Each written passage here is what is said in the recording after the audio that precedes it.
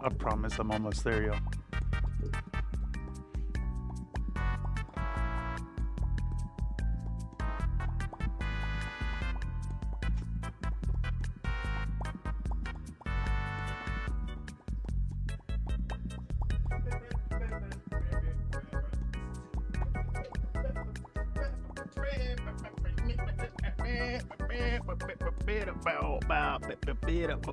We go over here.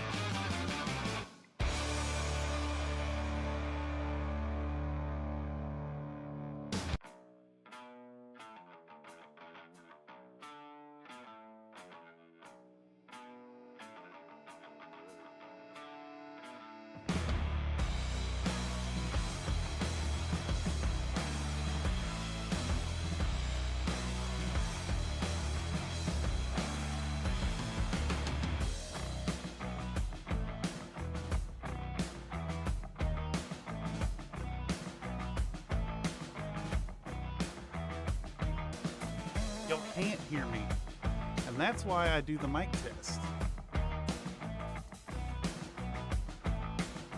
And then we do mini paint wow, and then we watch the ad.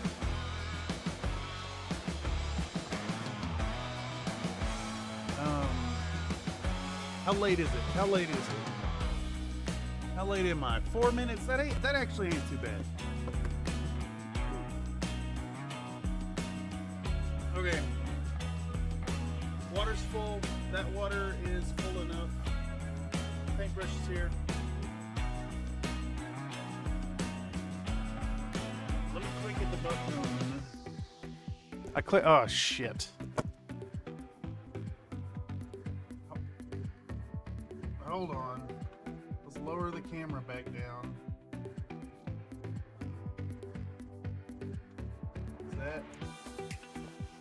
Is that right?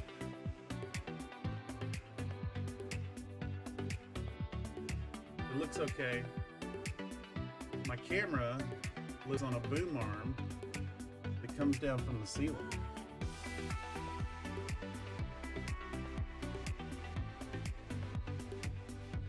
Okay, lights in position.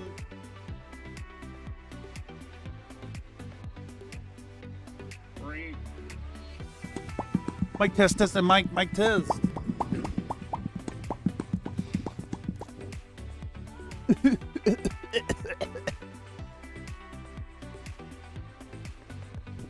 All right, let's do this. It sounds all right. I hear music. I hear voice.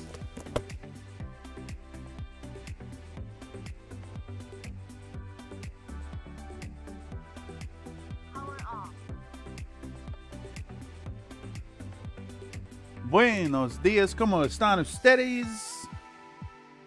Hoy es mi transmisión espectacular.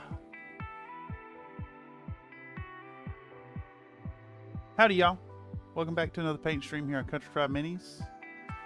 I'm Cameron, the country boy in the big city, presenting once more from the Bullshit Corner 2.0. And I'm talking so the phlegm is releasing from my throat. Because I have more than one throat, you know.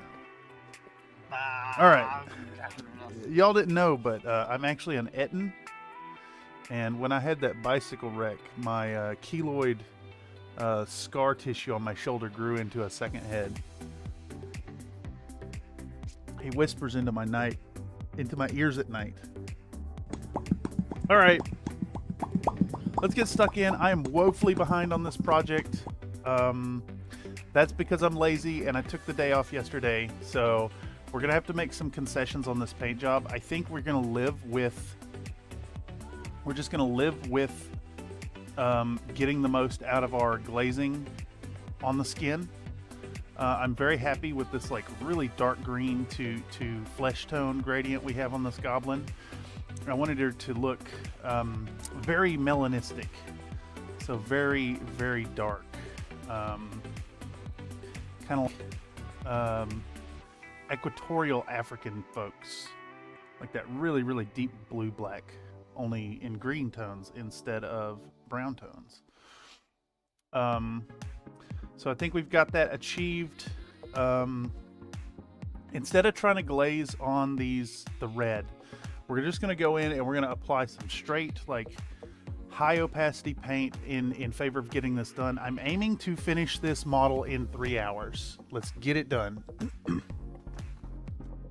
How I get ahead in advertising the movie. Ah, yes. Yes, yes. You just have a really bad bicycle wreck at about 20 miles an hour and make sure to injure yourself so much that you get a keloid scar. And then hopefully you'll get the genetic mutation and it'll develop into a teratoma. Japanese square watermelon that also costs 1,000 USD. That's so crazy to me. Hello, Mr. Kotex. Welcome, everybody. Holy moly, we have a hell of a turnout this evening. Yeah, digging in our regular time. I am very late because I slept in. I did not get any sleep yesterday, so I ended up not only taking the day off, but then sleeping well into the afternoon.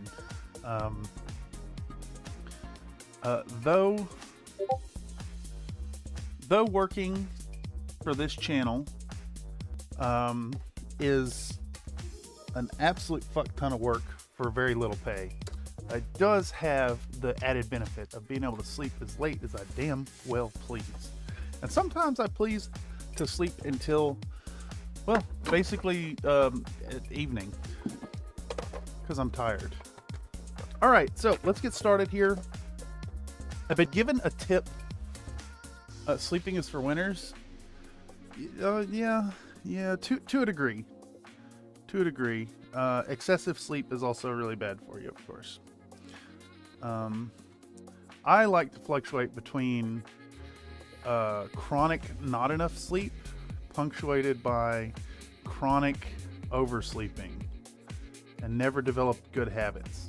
There's just too much internet to be had in the wee hours of the morning. Okay, so we're going to slap some water on this sponge. I got a tip from a subscriber recently after the discussions in the last stream to maybe use a paper towel. I think in this case we're actually going to need 2 paper towels, but we can toss a paper towel in on top of this sponge, and hopefully that will increase the absorption into our parchment. It has been suggested to me that some of the issues I've been having with this wet palette that y'all have seen during the tantrum fueled streams on this model in particular, the sponge may actually just be really, really efficient at holding on to water and not releasing it into our parchment readily.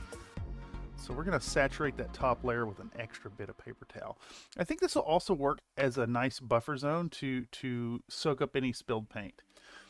And I think this sheet is done for, because all these sections of like cured acrylics are going to resist the water coming up through, the moisture leaching into our paint. So as always, we're going to start with this. Welcome all. We're going to get stuck in for some painting in earnest and aim to just get this done, get this model out. If I can manage to finish her tonight, we're looking at 2 solid days of editing. So the next 2 streams are going to be edit streams. While we're doing those, if any of y'all have finished models that you'd like to post and get pulled up on the big screen, we can critique those live as well, as is the tradition while doing the editing streams. So I'll be glad to see those.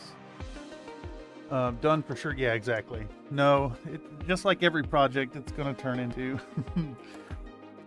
delays, promises, lies, and pleading to the community. No, we got to get this model out. She's a Christmas gobbo, and she's going to be released on Christmas. Worst case scenario, we'll take an extra day excuse me, and turn her into a Boxing Day video. But that is not the plan. The plan is to get it done today. We're gonna just do traditional layering on all these ribbons and her sleeves and her hat, and build them up to a nice like pinky shimmery red. We're gonna hit the fuzzy bits with some white and wash them down. We're gonna work on the eyes.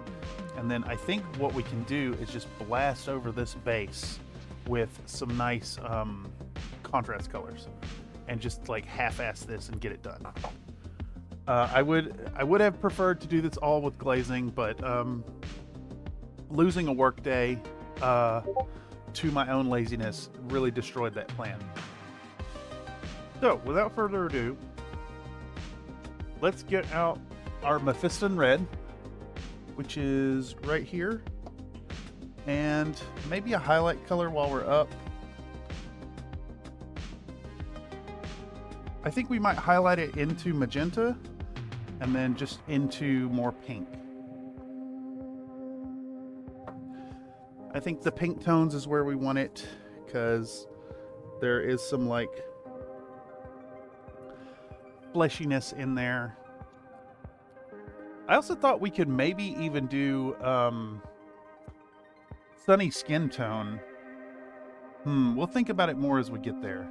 But we could maybe use the sunny skin tone as our highlight tone on our red, and that'll pull the ribbons into like a peachy highlight instead of a pinky highlight. And that should tie it back into the model. So we'll take a peek at that. All right, anyhow, without further ado, like I said once before already, we're gonna get stuck into it. Surveillance Wizard said, I'm sadly being unproductive. My Z and X axis on my CNC are toast. I've made most of the parts for the X by hand, and the new pre-made axis shows up tomorrow. Heck yes. I am excited to see that project develop, Surveillance Wizard. It has been really to see your updates in the Discord. If y'all are unaware, Surveillance Wizard has been working on a mad scientist project of a rigged and animated large-scale mech. It's very fun. Slowly coming along. Oh shit. I left my SD card plugged into the computer. I'm gonna have to be right back. Someone give me some push-ups, please. And I will be right back. We're talking about the thugs. T is for terrible, H is for hell, U is for ugly, and G is for jail. You're the thug king spell.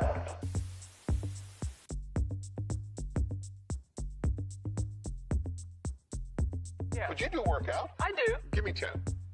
Okay. All right, I'm gonna eject this drive and then do my push-ups, and I'll be right back to the table. I forgot. Bye, I was everyone. transferring She can go on forever.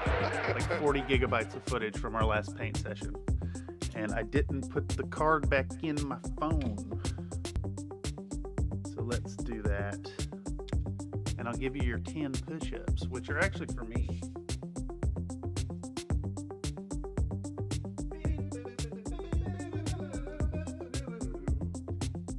And then make sure to mute this mic. All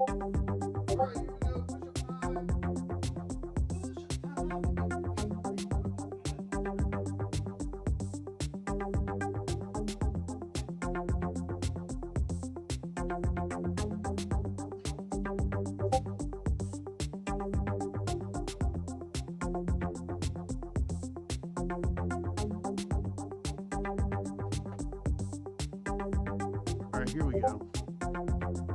Also, speaking of push-ups, I can report to y'all, I have noticed a small amount of muscle growth as of today. I noticed movement in my pectoralis area while moving my arms around. I could see the action of my pecs under my generous coat of flab. It was a good feeling. Mechanized mech, that is definitely mad science. Oh yeah, absolutely. It's wild. I can't remember what channels it's happening on, but it's over on the Discord. So check it out if you're not already a member. Sign up. We do a lot of very active hanging out over there between voice channels and hobby posting, group critiques, input, all that good stuff. It'll be nothing than instant chat. Yeah, exactly. No. Unfortunately, true growth is going to be attained through diet mostly. And I think I am determined to do that stereotypical New Year's resolution thing of cutting what I eat in the new year. I gotta get ready for that that calendar whenever y'all hit the 420 requests for the pie. All right, so I gotta dig out my phone here and get it rolling with the Pro Video setting. There we go. Let's mount it in the cradle here. And it is doing some weird, like, high exposure stuff. It's actually, like, not letting me change the exposure. There we go.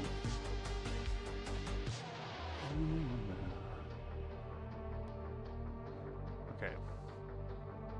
Let's leave that right there. Low ISO, white balance at 6400 Kelvin. I've been trying to match these shots scene to scene, but I'm just having to adjust them based on how much white is in the composition. So the consistency from shot to shot may be just a little bit dodgy in the upcoming video. Lots of rest between exercises, kind of backwards brain. Yeah, I think that'll be a lot better as we go into the new year and I stop this stream every day nonsense, because as it is right now, you know, I'm just blasting push-ups every day, every single day. And while it's good, Well, butter my biscuits. to do a whole bunch of them, I can also see getting into that shit, I can't remember the name of it. And a double helping There's like of gravy. There's a situation you can develop if you overdo frontal exercises on your chest, where you're not like proportionally strengthening your shoulders. So I don't know, gotta think about some shoulder exercises in the future. The push-ups are not going to change though. I like push-ups because they're like classically a like punishment exercise, and are also really valuable. Grow in your sleep, no lie. I fart in my sleep. I don't know about growth. Baba Bezos needs your money. Baba Bezos needs my money? Fuck. Okay. I gotta walk across the room to do that. Give me a second, y'all. Comstar has demanded an ad. Oh, jeez.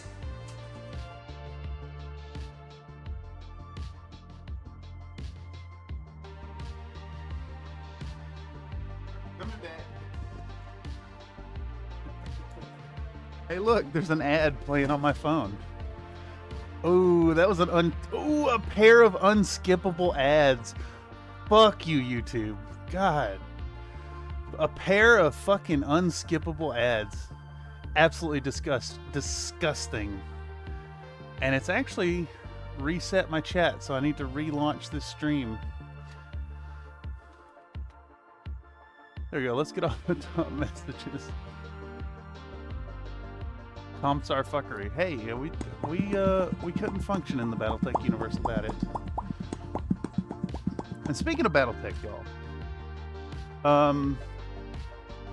would folks be opposed to our content shifting more towards the more pinup stuff, more non-BattleTech stuff? I don't necessarily want to alienate the BattleTech crowd, because that's what's really gotten CFM to where it's at today. But the raw numbers do show that y'all click on the sexy stuff. You know, how do y'all feel about more pinup work? It's like leaning real hard into that. Hard.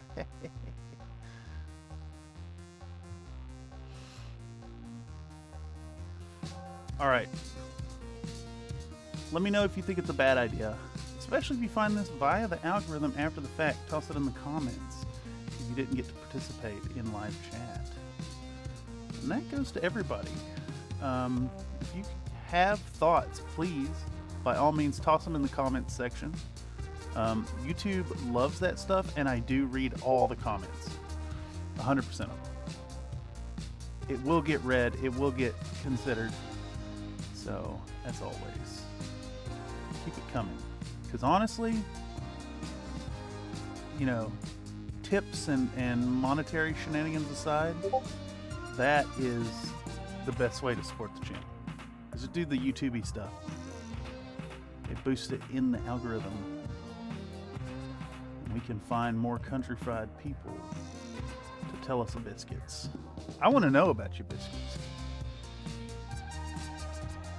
Does Dr. Foss do only one thing? Zumitko, 52 miniatures, diversity is diversified. I actually would argue that Dr. Foss does only do one thing. Zumitko is a little closer to all over the place. 52 miniatures is really diverse. But Dr. Faust has been a painting clinic since forever. I was visiting Dr. Faust painting clinic when it was a PHPBB forum years and years ago, like 2 decades ago. Be interesting is the key, and don't be afraid to have an L. Most of your audience is reasonable. Yes, I agree. It's rough because I really want to paint like odd and fun miniatures just for the pure fun of painting them. And I think in general,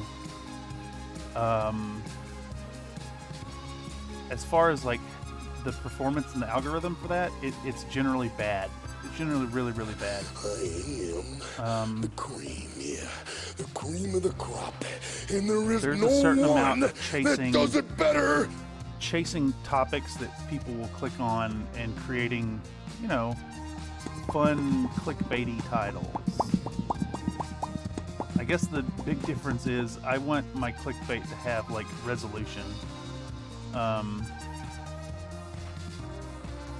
In fact, longtime viewers of the channel will know, or longtime extra community participants, I should say, will know that the dragon, the New Year New Dragon video created a bit of a crisis, and has kind of been the catalyst for this huge slowdown in production. It really broke me to do like, I want to say it was like a combined 60 hours on the production of that, and like juggling, getting the collaborator involved, and trying to work with the footage that was submitted by my collaborator, A lot of work went into that, and it only got like 100 views. You need to have the fuel to go on. Lateral stratagem. A latagem. Something like that. I do think that the content will stay largely Battletech, just because painting Battletech mechs is really fun and super simple and accessible.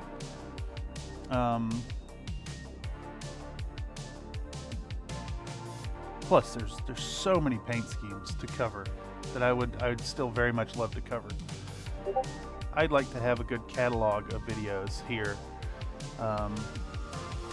Create a country fried repository that is as varied as camo specs over the years. I think it'd be fun.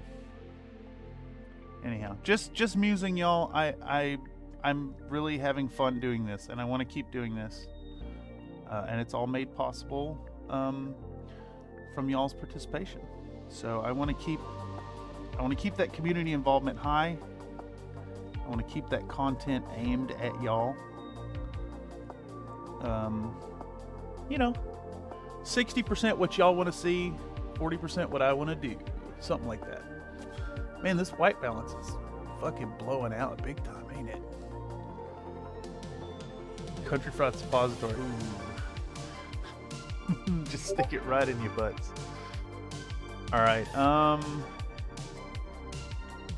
I need to try and get this like white balance under control.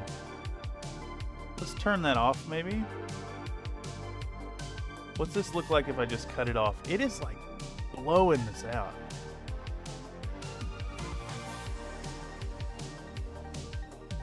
What do you think would do that? That's probably the exposure.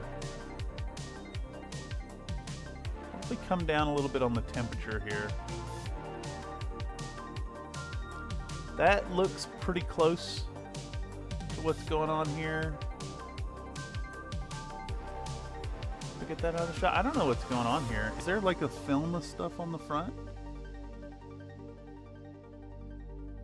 See if that helps.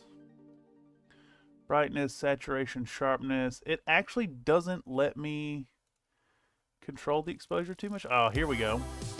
Here we go. Here we go. All right. Dude, that's bonkers that the camera would think that's okay. Too dark? Much too dark, isn't it? Okay, we're gonna bring it up one step. I'm controlling this all with the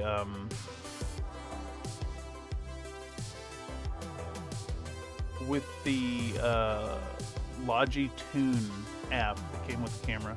How's this look? How is that? I think that's pretty close to accurate. Something is like adjusting though, still, that shouldn't be adjusting. Alright, we've got autofocus off. Give me 10. Okay. Should we maybe drop the high dynamic range? I will give you your push-ups in a second.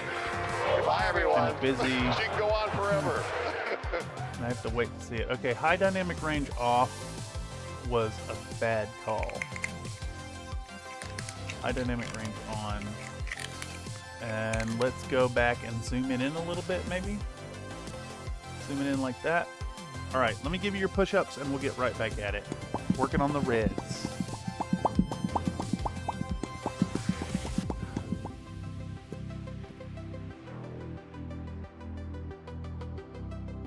Here we go.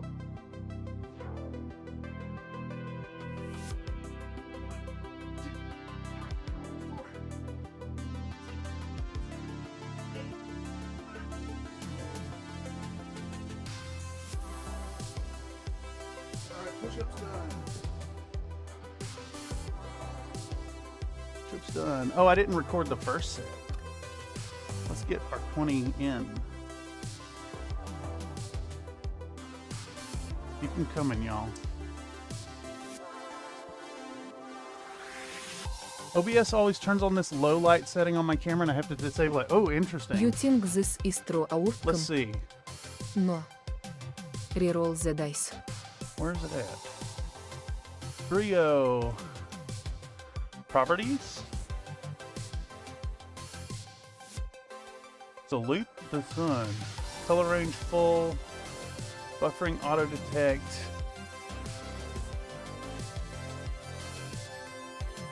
I don't see. Let's do configure video.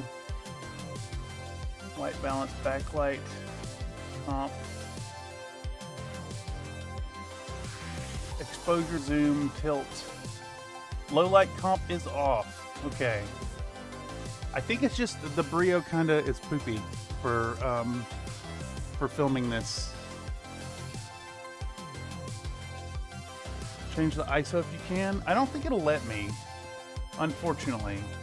I really wish the I really wish that the Brio or that And a double helping of I had a gravy. webcam that was like basically a cell phone cam. That'd be really nice. But I think that's close enough though. You paint nice, so what you paint is rather moot. Learn stuff from you, and I've been painting the mini since the early 90s. Well, I am really happy to hear that you have found some value here. I feel like we've been straying into just like full-on non sequiturs instead of useful content.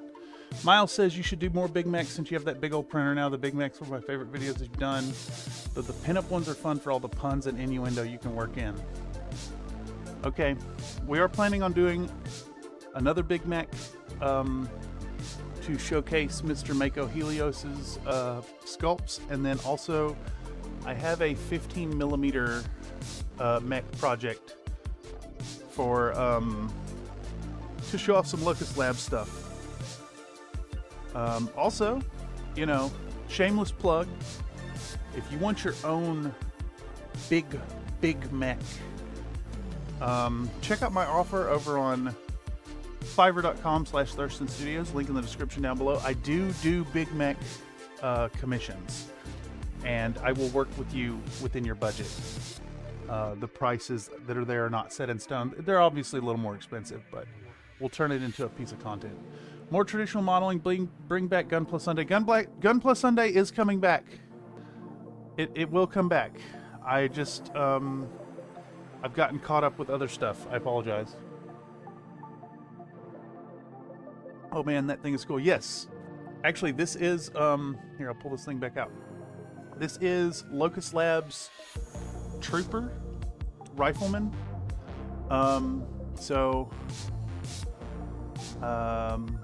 I usually do one of these, this size mech, painted, shipped to your door. This is in resin, by the way, not FDM.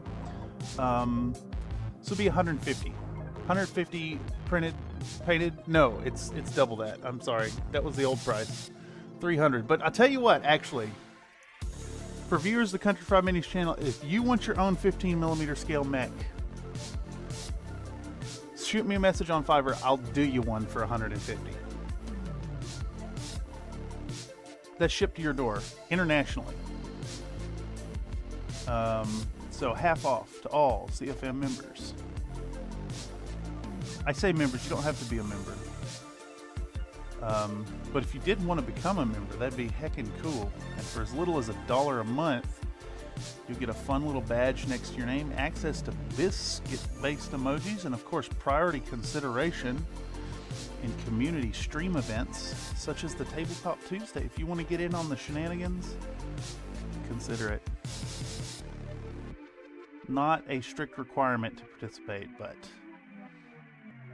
it will prioritize your involvement over a non-member.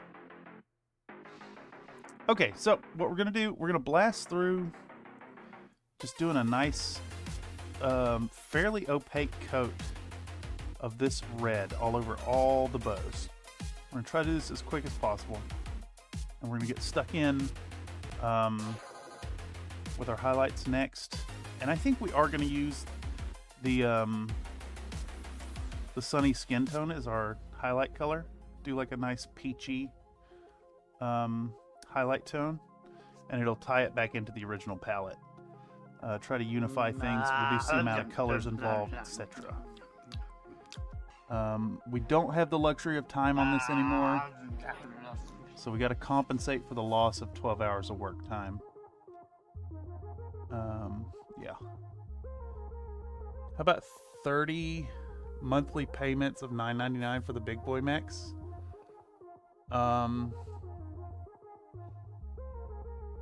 I wonder if you can check out that way. I don't know. I think that's doable. Let me be extremely clear that I do not recommend financing hobby projects. But I do believe that that is doable. I just financed my 3D printer recently.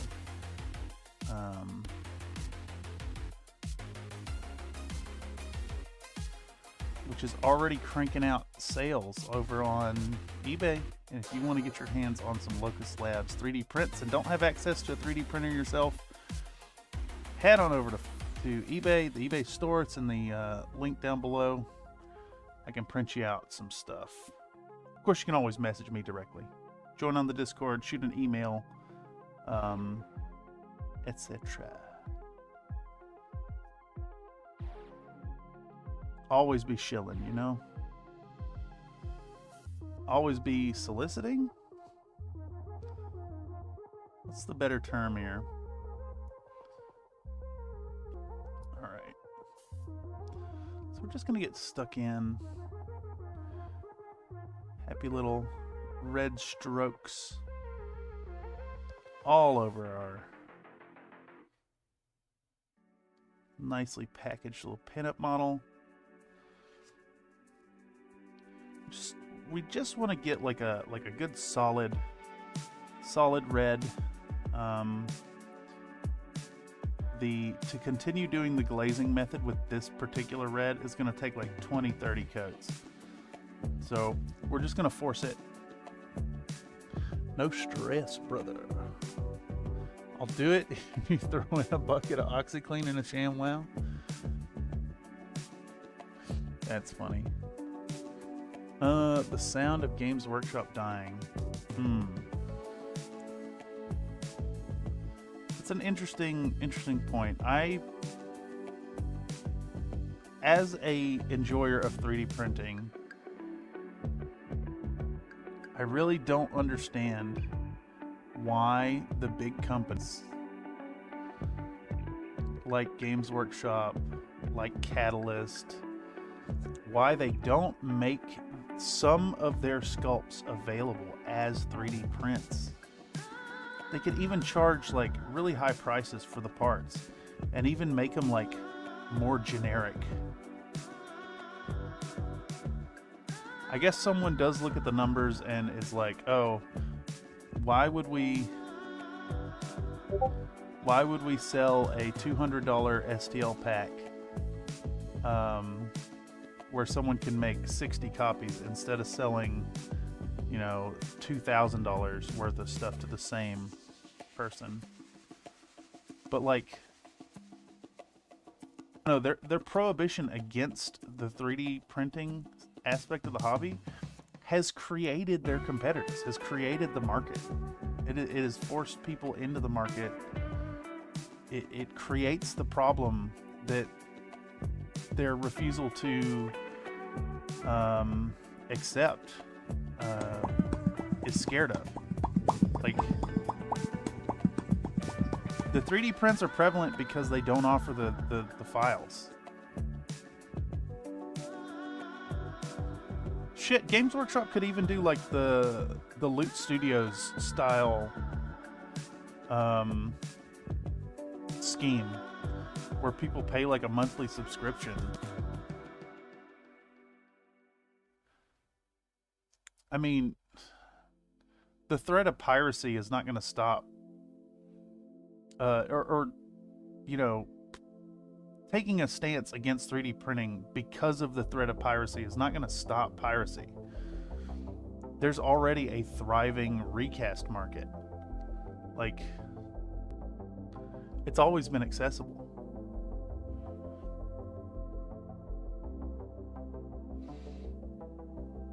Shit, how would y'all feel about me recasting a Space Marine as a piece of content on this channel?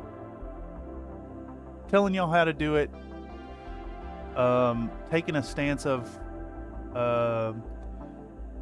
this is just an example. Do not recast these miniatures and then film destroying the model and the mold at the end. I have the stuff to do it. I already own the rubber and the resin.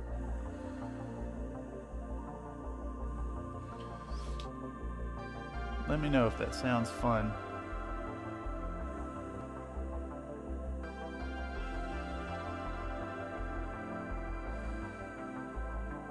I can even approach the same topic of discussion in it, I think. Could be worthwhile. I mean, others have definitely done that, now that I sit here and thinking about it.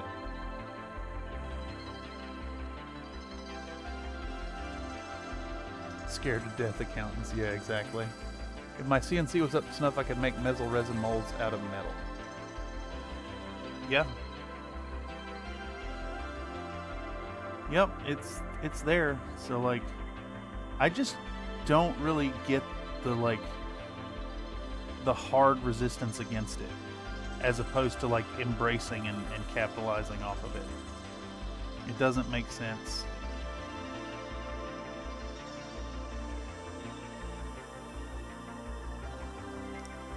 And I really think that like,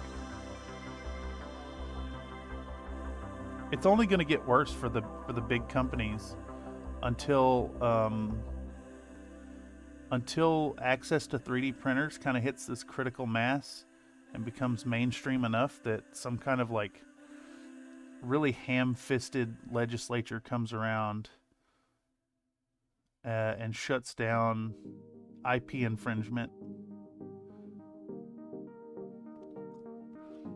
And though I don't want that to happen, I definitely see it coming at some point. It's just going to take a company aggressively going after a fairly large and prolific sculptor to set the precedent of shutting down those type of quote-unquote piracy efforts. There are definitely some that really skirt the line.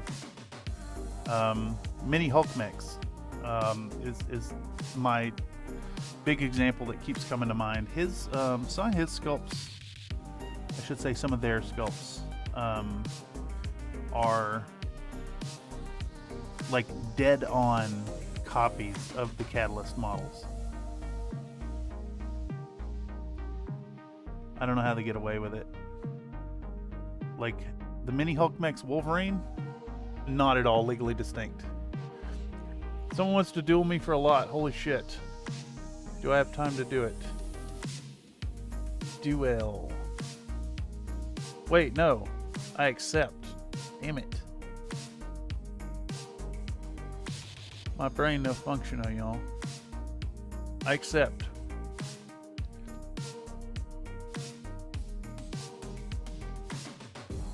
I win, Nathan, I win. Cheap DIY injection machine for under $200, yeah. You're helping me go through my 3D printed Battlefleet Gothic. Heck yeah. Only if it makes money. I've seen a massive resistance to cracking down on modeling illicit pew-pews. Yeah, I did win that. I can give it back if you need it.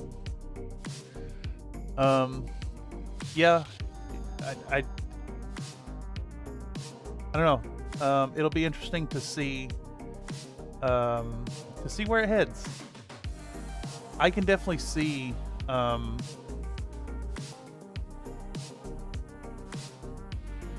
can see companies getting actually hurt by their obstinance in the face of 3D printing availability. I can see that happening. But you know, it's just like the resistance against AI art that people are expressing in this moment. Like, I don't think artists will be as hurt as alarmists claim, but we do already see the use of AI assets all the time in high budget productions as well.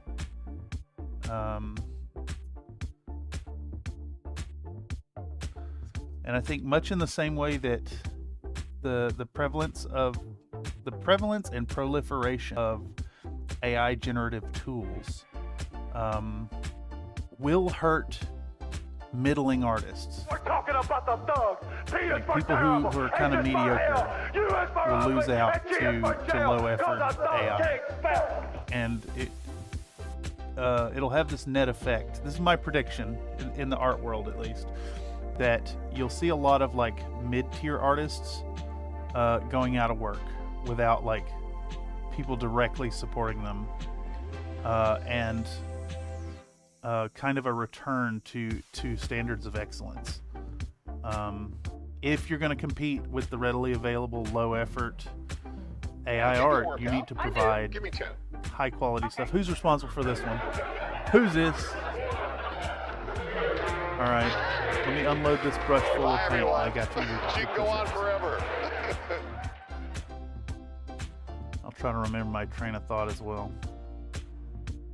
All right, let's set up Titty Lady right there. I owe you 10.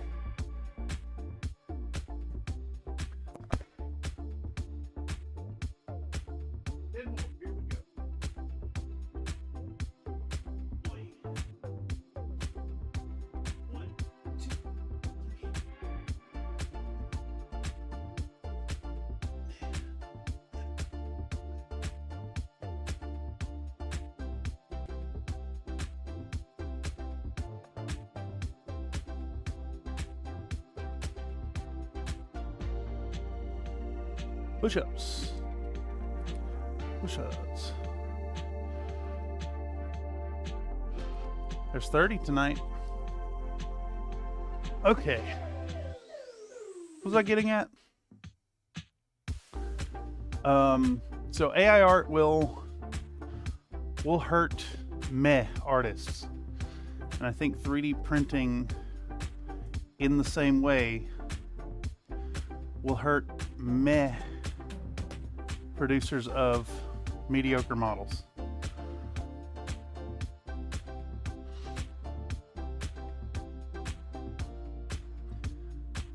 But we'll see. You know, I don't think these effects will happen for a while. We need more like spread and access to easy 3D printing. It is pretty awesome though.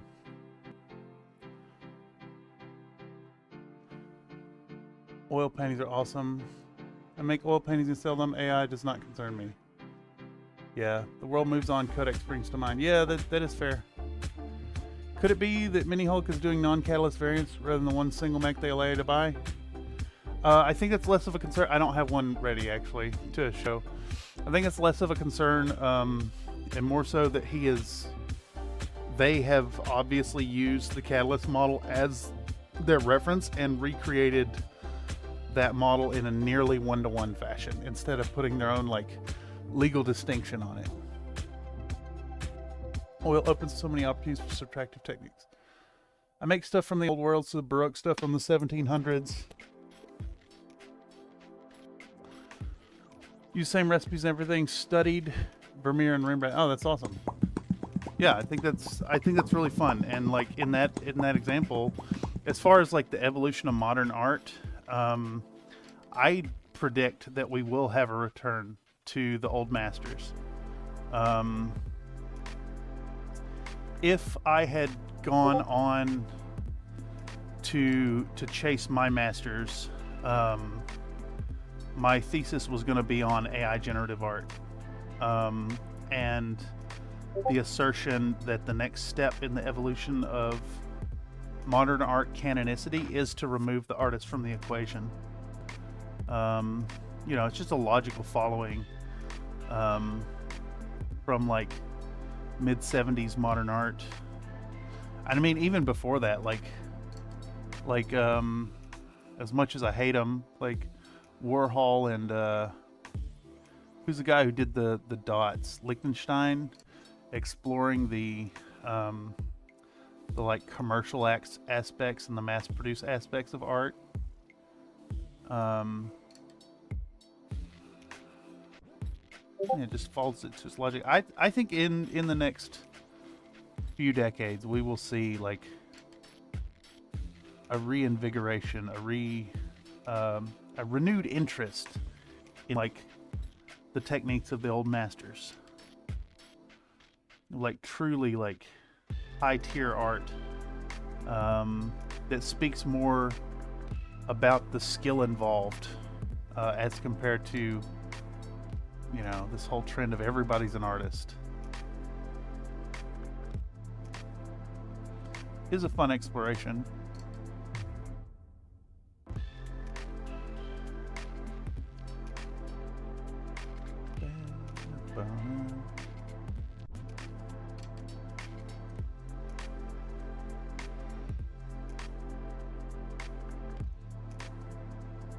You know, it's funny. In learning all that I have, in chasing my degree, it is really just cemented, in my mind at least, the lack of skill I have in the production of you know, classical art, and even modern art too. Like, I recognize my lack of talent in tattoo art, as far as like the Bay Area standards of excellence. Jackson Pollock, the junk. Oh, fucking Pollock. Good art is a conversation between the author and the reader. I hold true to that idea that like great art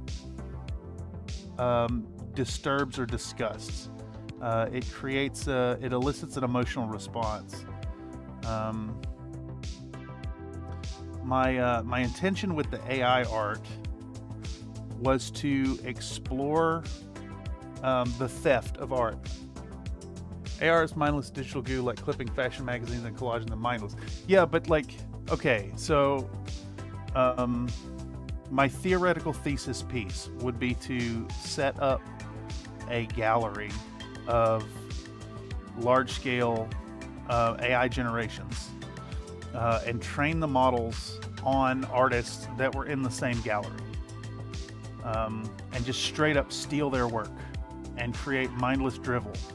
And then the act of hanging that piece in the display area and asserting it as art invites the outrage about it, and thus creates art out of the non-art.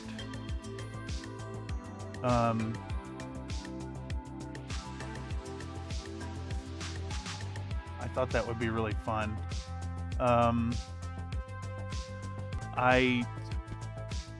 As part of my I had this professional development course, and at the end of the year we had like a gallery submission for an art show, and I chickened out of doing that.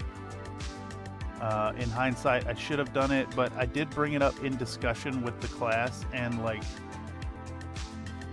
the outrage that my fellow students expressed at like the whole, oh, AI art isn't art, and like the consent thing. I started to sit here and say just now that I'm glad I didn't do it. No, I regret not doing it. I should have flagrantly thrown it in their face and confronted them with the ugly truth of the matter. And then when you do that, that makes it art. Steal their works about right. Yeah, exactly. No. Clipping fashion magazines and collaging them mindless. Oh, there's some collage pieces in the SF MoMA that like I kind of have that same view on collage, but then like I don't know, where does it actually lie when the artist makes the assertion and puts it in the space? I'm reminded of Manet's work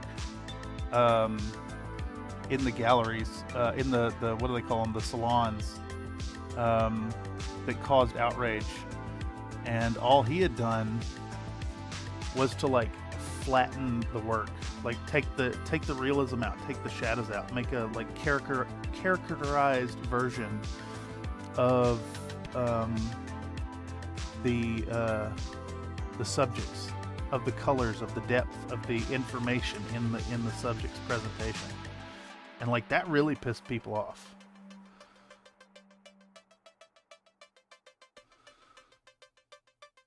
But, you know, all this said, I think trying to like break into the art world really broke me on that kind of stuff, because it's like, it really is about who you know. It's about the connections you made while you're in school. Did you jump on all those opportunities to put your nonsense art in some galleries and like schmooze up with people and act as pretentious as possible? If you did, you're probably doing all right. The beginning and end, those impressionist hippies. Well, yeah, exactly. It is funny, and this is where we're at now. I love Dazzle Camo made by Edward Wordsworth. So I don't actually know much about the Dazzle Camo, Mr. Comstar. Like, I was aware of its existence, and now you're like exploration on it and insistence of its inclusion in BattleTech is a really fun piece. You know what? I think that would actually make for a fun piece of content. Discussing the narrative, like doing some big brain like reasoning behind why it would be effective and why it makes sense. Honestly, I kind of feel like battle mechs are already into the territory of like camo on these machines doesn't really make a lot of sense. It does in like if you have a machine like shut down and hidden in some cover, but like the heat signatures coming off of a fusion engine, you gonna hide that with some like woodland camo? No. Totally works for them to dazzle at least. Oh yeah, I think so. I think it works for the same reason it worked on ships.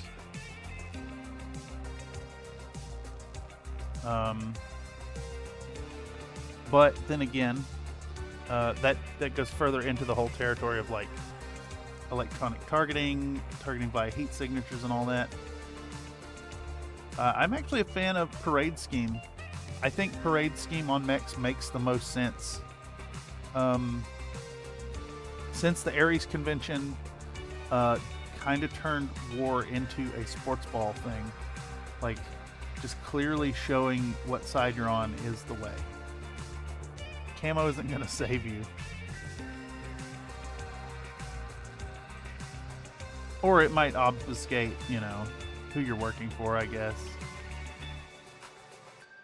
I love that all the options exist simultaneously in BattleTech. It is a really cool setting.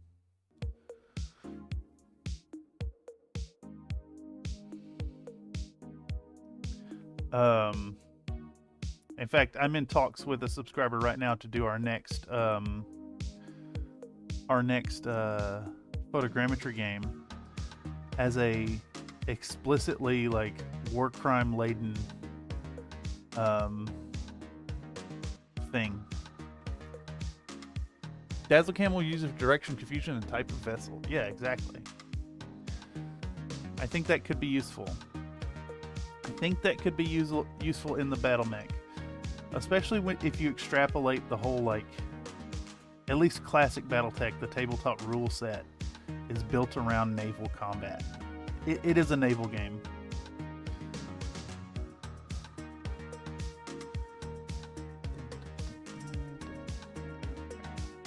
And if y'all haven't seen Comstar's Dazzle Mechs, join the Discord. I know I push the Discord a lot, but The aim of CFM at this point is the community growth, and that's where the community is happening. Show us what you got. Show off your art, your video game exploits, your conversations about RPGs, whatever you got on your mind. We want you there. Our rules are simple, and the biscuits are hot.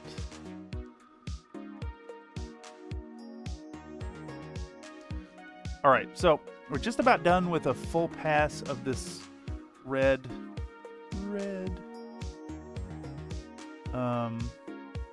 We're gonna go from here into a little bit of, I think we're going sunny skin tone. I think the magenta is fine and would work here. I just kind of feel like if we use that skin tone as our highlight tone, we're embracing the peachiness to it, and it will help us to make the overall composition stay cohesive between the two colors we have down so far.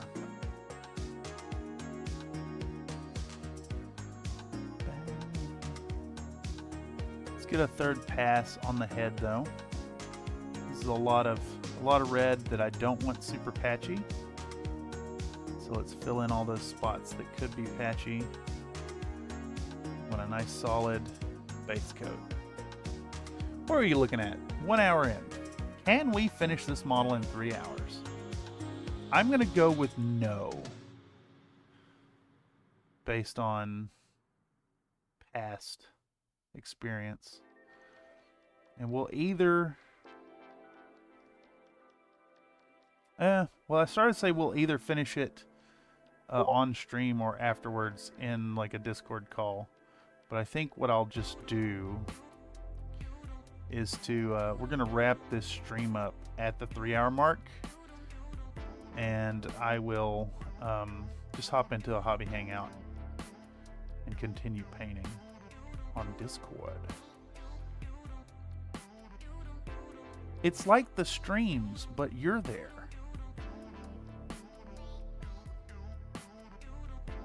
Also looks sick on a king crab. Yes. The free open all public Discord, no paywall, Patreon not required. Yeah. You don't even really get a bonus for being on the Patreon, but if you do want to support the channel in a monthly commitment style way to ensure that this content keeps coming out, consider joining up on the Patreon. I believe the lowest tier is $3 a month. And admittedly, you don't get much.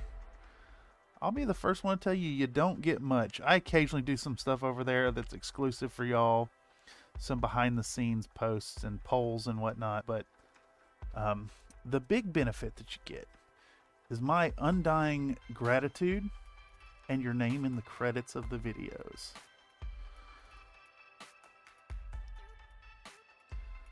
This is all possible thanks to generous contributions by viewers like you.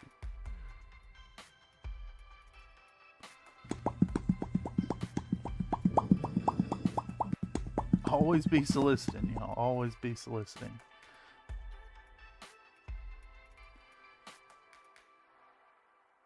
Okay. So we're just about done with a full passover of this here.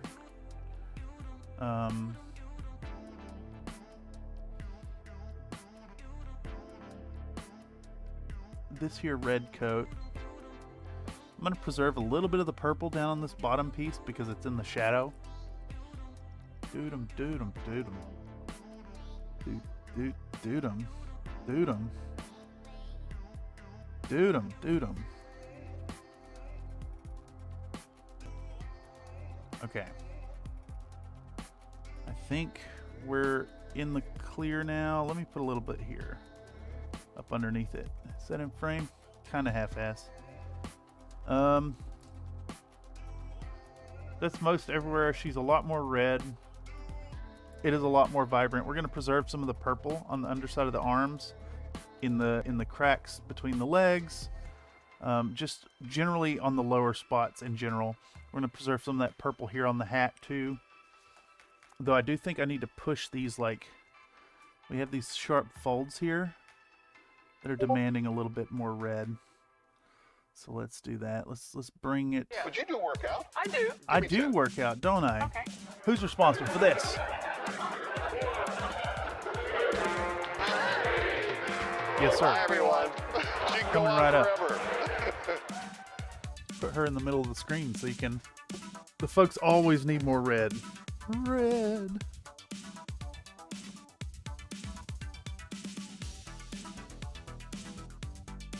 Ugh, 10 more. 10 more we do. We do 10 more. Oh boy. 1, 2.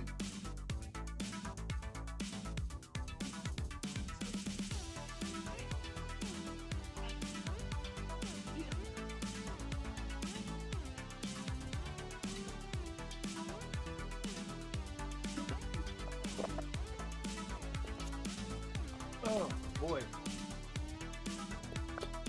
I gave you half and half quick explosive ones and the other half deep, slow pushes. 40. Folds always need more red. I thought you said the folks. I was wrong. Let's add a little bit more water to our palette. I'm definitely starting to think that some of the palette drying issues is the humidity in my apartment. All right, so next up, we are going to film a little bit more. So get our camera back out and scoot our lady over.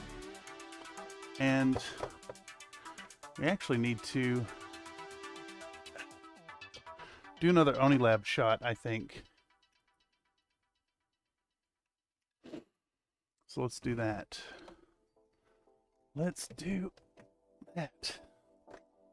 Let's toss this in here.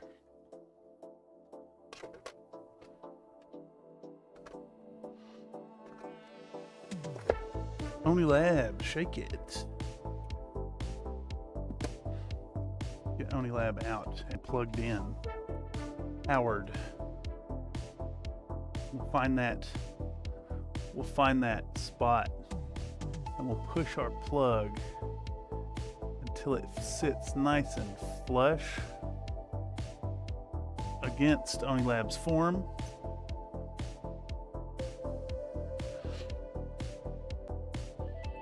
And let's film this nonsense. Have y'all been babinking me? Has the babink been coming through? I hope so. I may need to reset it if babink is not working. Alright, so we show the sunny skin tone. And we push it in there. Y'all hear a babink just now?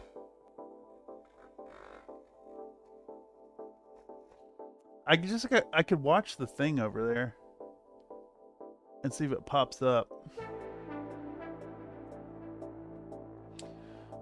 I will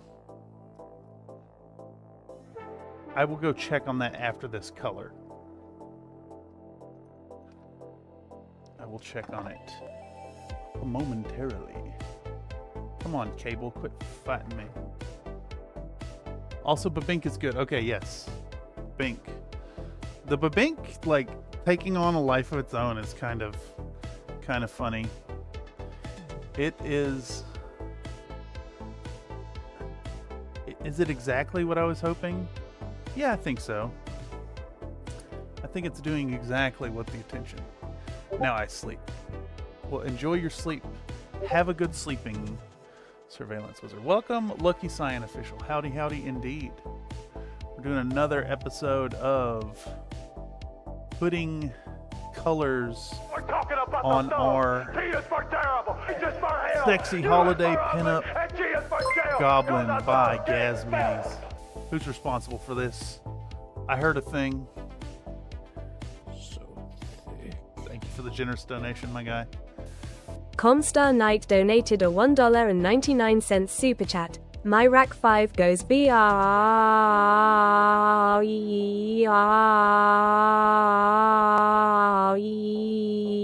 RRT. Holy moly. Yeah, thank you, my guy. It is absurdly generous of you to give so much, and it is well appreciated. Again, all of this makes it possible. Your donations here go directly it either goes to bills or pizza, just straight up. Oh, jeez. Oh, jeez. All right, we're gonna do one more pass of the red. I want to bring this pink down, and see, we got a real nice, like, reasonable pink tone here that is not like cartoonishly pink.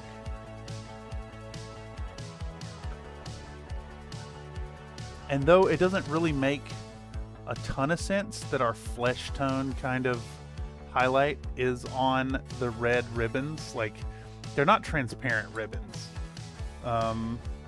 but it'll help to, like, subconsciously accentuate that whole pinup concept, and it'll also serve to unify these two colors together.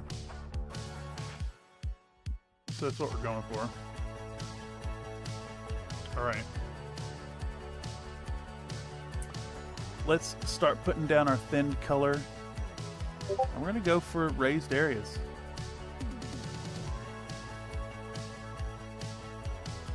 We maybe have gone a little too thin, but I'm just going to roll with it and see what comes. Because I think it's going to look better, but it may have added a little bit of time to the production. I can always lay it on pretty thick, honestly. And once again, what we'll do is, as we get higher up the model towards the top, we'll do more highlights. We just really want to keep enhancing that, like, directional lighting thing that we got going on here. All right. A little on the hip now. Yeah. But you do work out. I do work out, don't I? Okay. Who do this? Pump Star Night. All right. That one's going to have to wait just a little She can go bit, on forever. because I want to film this shot without eating up too much footage. Y'all know I film all this in 4K so I can get the most out of the footage. And if I can shave like 20-30 seconds here and there off of all these shots, it helps tremendously. I'm already looking at having to get a 5th hard drive for storage. I think the next solution is probably like some really big external drives, or like NAS storage. Isn't that what it's called? The network. I do save a lot of footage from old projects, just thinking like, oh, if I ever revisit them, and then I never revisit them. Okay. Let's do one more shot of working on the bow here, I think. And then I'll do your push-ups. I owe you 10. I owe you 10. Alright, pause that. Let's set our last down. Oh, no, I should leave that where y'all can see it. Yes, there you go. Network attached storage, yes. Alright. This is fine getting up anyways. I can move this tripod. Alright, I owe you 10. I'll be right back.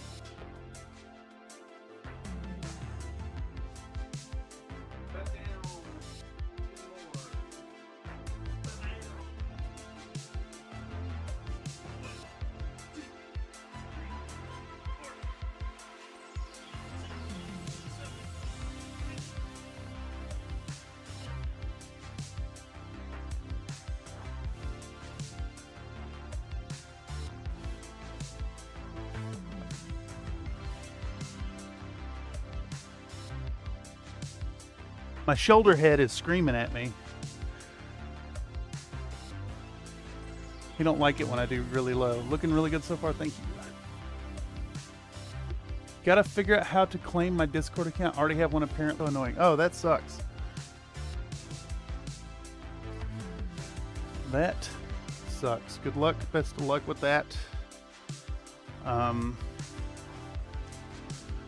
Yeah.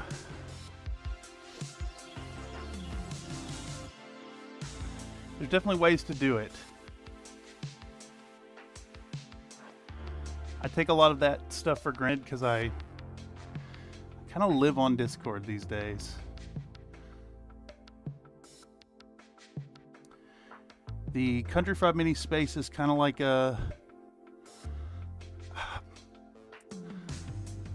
nerd social media space that is free of the garbage outside of the insanity that happens here.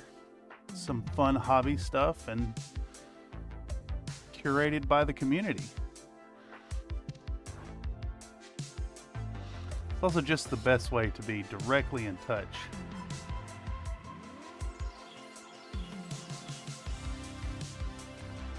I'm what you call a no-lifer.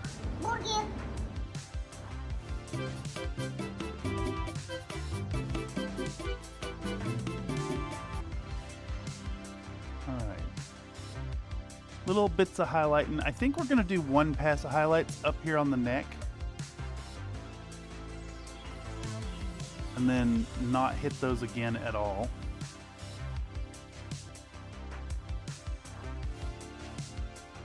Really want to try to find a few spots where we can embrace those purple shadows that we laid down and take advantage of them. But she's definitely starting to come along. Do a second pass on this arm. Just double down and enhance what we just did. A lot of it is applying the color and then feathering the edges.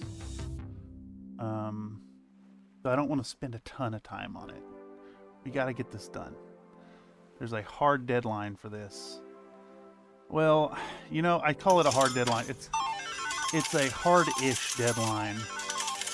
It's actually a fairly malleable deadline within like a 20-hour window.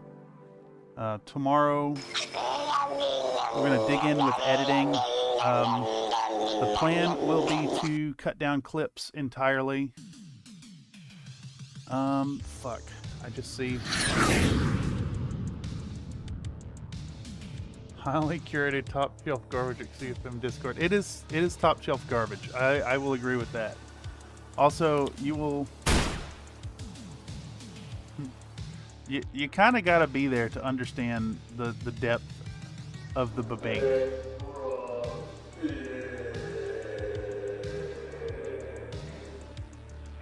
Come for the shenanigans, stay for the babink. Something like that.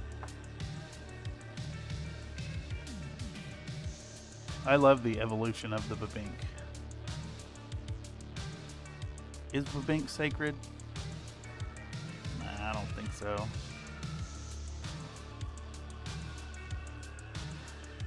Kind of. Not as sacred as Dale Earnhardt, though.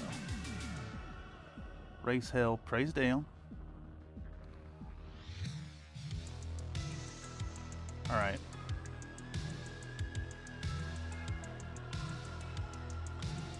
Going around with our Mephiston Red Sunny Skin Tone blend. She's getting logical highlights on raised areas, on upwards facing portions. A little bit of love. Where are we sitting at? 21 after 7? Okay. I think with a little luck, we can be done with the red by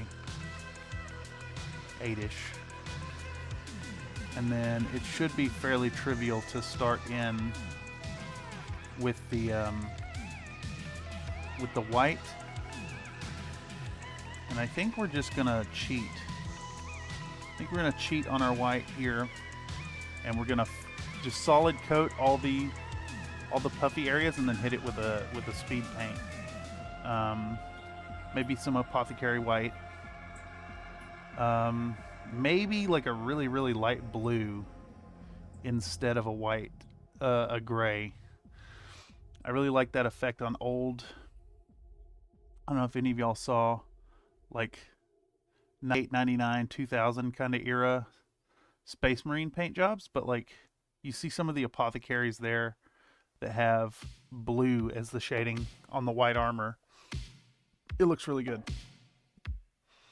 I'm in, baby. Oh, heck yeah. Excellent. We'd love to see what you're working on. And honestly, Splatterpunk, you mentioned like traditional art, and I'm like super interested in that. We have a we have an art channel on the Discord, so if you ever feel like sharing any of that stuff, I would love to see it.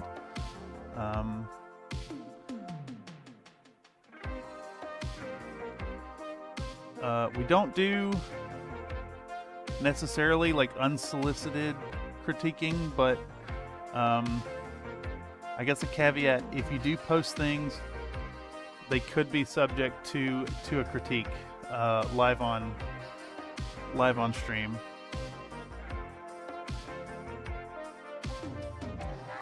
Which I love. I love a good critique. This is actually one of my favorite parts about working on the degree. I was getting to do those like group critiques of submissions. Taught me a lot about subjective interpretation and how that often goes hand in hand with technique.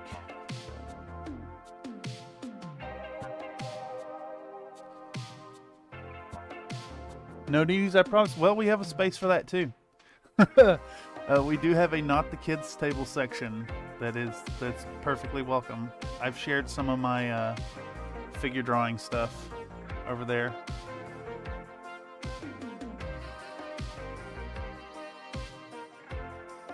The Discord is a fun place. But that's thanks to y'all. 100%. That's the community. All right.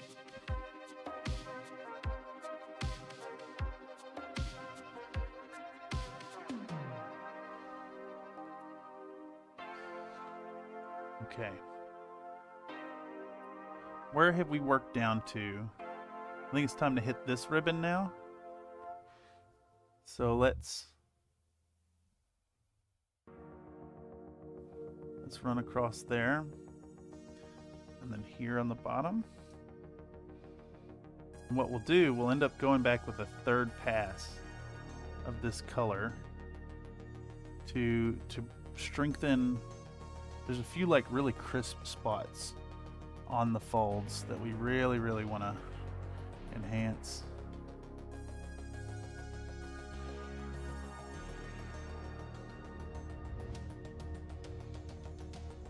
Give that some love. Alright, so you see we got this purple shadow going on in between your legs here. We have some really sharp spots here, but I still kind of want to preserve the deepness of the shadows here. So I think we're going to concentrate our highlights right here. Like the high spot on the cylinder that makes up her leg. And kind of push those highlights into the purple, but very lightly. Yeah, that looks good.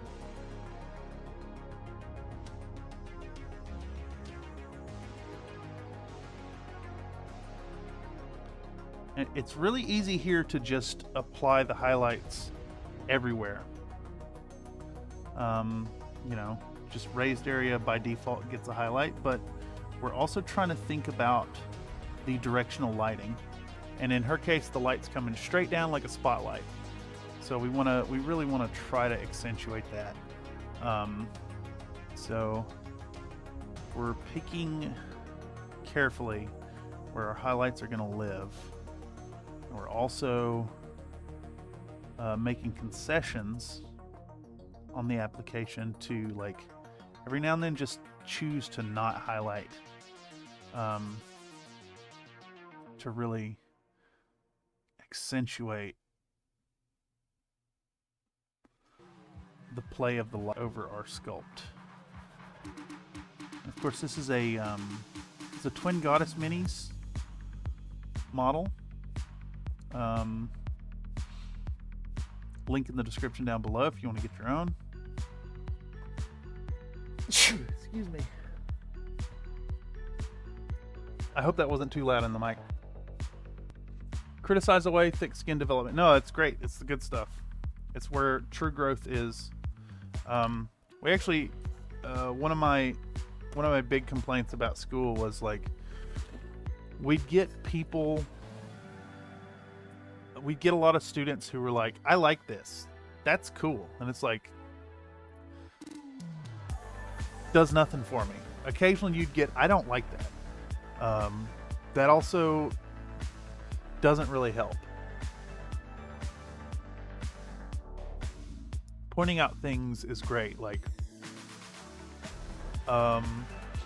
attacking it with the whole like compliment sandwich thing, right? Like, hey, this is great. I like what you're doing with this. This section of the model isn't really working. Like, maybe your lighting is too harsh, or like you should have gone deeper with those shadows, or like the colors that you decided to use here don't really work and complement the piece. Something that's like useful and it provides growth, and then you top it off with the other end, like compliment sandwich. And when I say like look for compliments, I'm not saying like, fake something. I'm definitely saying like find something that's actually there.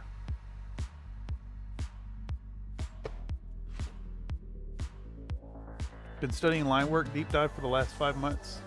Architectonics.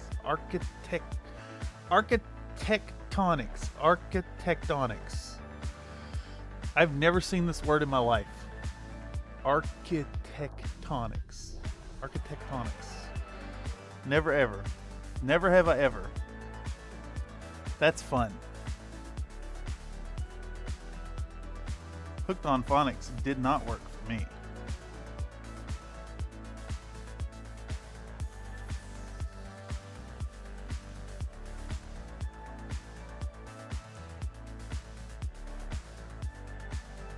Alright, so continuamos.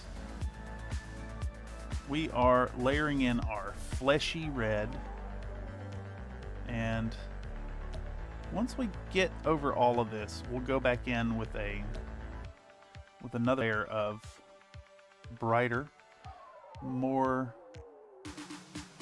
pushed into the skin tone red, and it'll look damn cool. Let's get some on that butt right across the top here. I think the whole thing across the top gets aligned.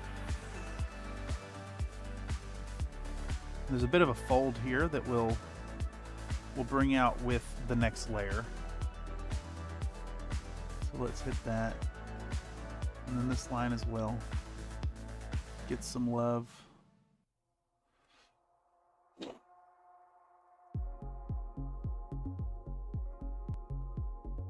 Hey, I like this song. It's a good one. Alright, let's bring those highlights around. I think they're going to go all the way around her dumper onto the thighs. Painter talk, yeah.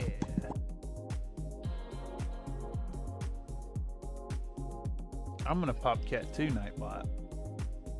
It's funny. I worked with my professor in I can't remember what the name of the course was, but it was like colloquially referred to as a professional development class. There's a lot of like presentations, a lot of selling your argument, a lot of like gallery talks and real world application of like selling your art in a business standpoint, like websites, business cards. Baba Bezos needs your money. And I will do that in a second. Who's responsible for this? Comstar Night has demanded another ad break. So here in just a second, when I finish this train of thought, I'm going to go hit that futon. What I was getting at is I went into that class kind of with the viewpoint that miniature painting has this like interesting phenomenon where it's kind of like in the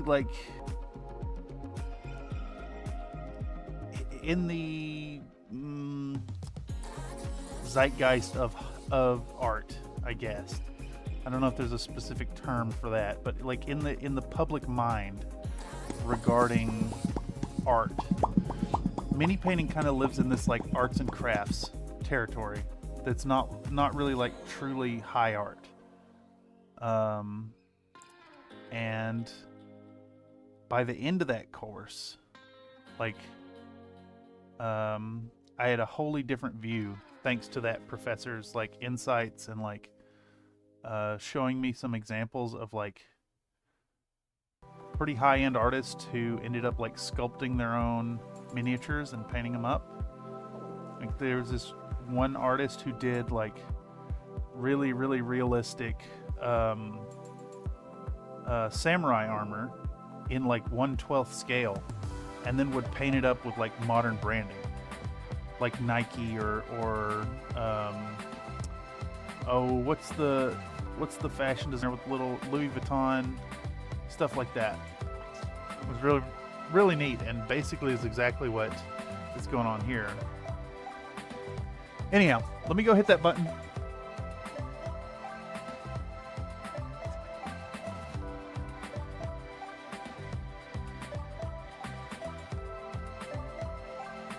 I'm gonna not only hit that button, but I'm gonna start a poll too. So let's hit the ad break button.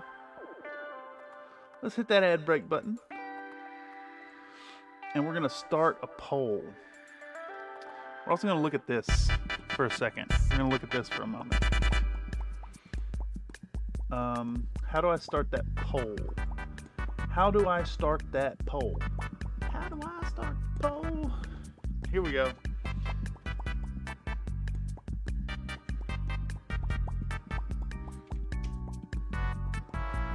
How? It's just a simple yes, no this time around. Alright, I'm coming back. Let me mute this mic.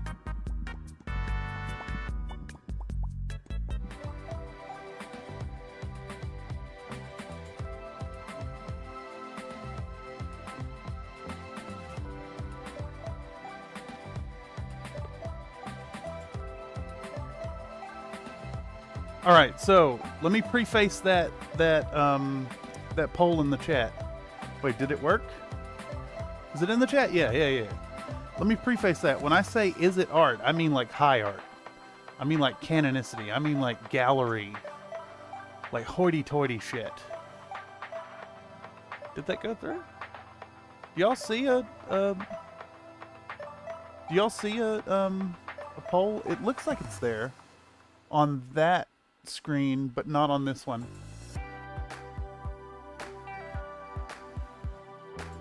Is that what I think it is? Did I miss an exercise while I was up?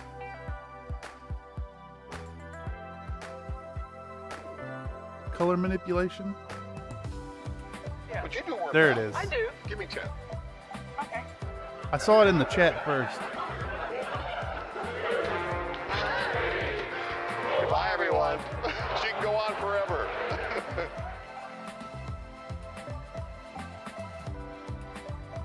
We're talking about the thugs. T is for terrible, H is for hell, U is for ugly, and G is for jail, cause the thug king fell.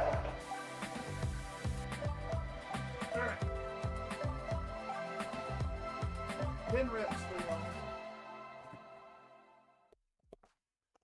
10 reps. 10 more reps. Let's do that. That's 50 tonight. Color effects on a 3D surface, it's close to faux art. It's an interesting point. I kind of concluded at the end of the semester that even if the individual, like, kind of paint by numbers thing that's going on other people's sculpts wasn't necessarily art itself. The whole package process of making content out of it, doing dives into the theory behind the model, trying to wrap that up with entertainment and presenting it in the form of content creation was art, the whole package. And I stand by that. It's funny, had I continued on in school, which I stopped for various reasons. There's a few reasons involved. Had I continued on to the masters, I was eyeing becoming a professor, and I'd love to offer a course in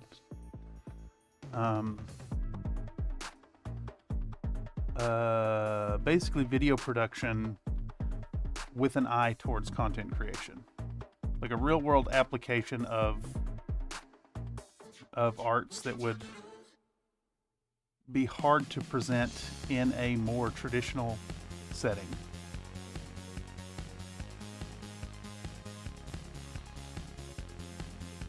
But you know, becoming a professor is like, you know, it involves going like 90K in debt to make 50K a year and then have to move. Optical illusion, yes. Very useful for painting frames. Painting frames.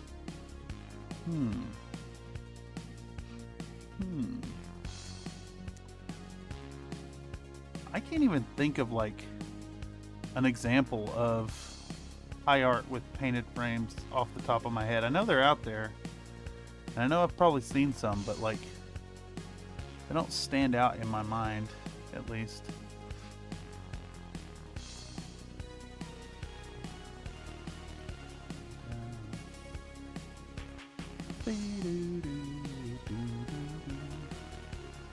Okay, so we've just about gone around the whole model. I'm getting ready to dive back into the next layer, where we're going to mix in a little bit more sunny skin tone. You got to do the hat still, but I want all the lower bits highlighted up first.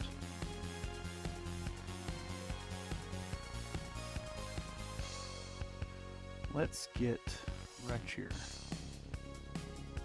Let's hit that. Let's hit that. A little bit more on it. Want better coverage. This leading edge right here is a good one.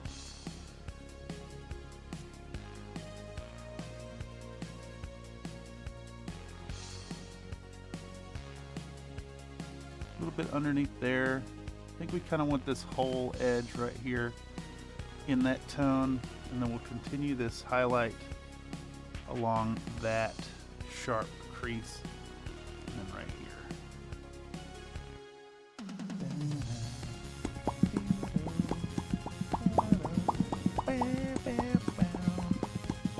Is this a Lupus Naki track?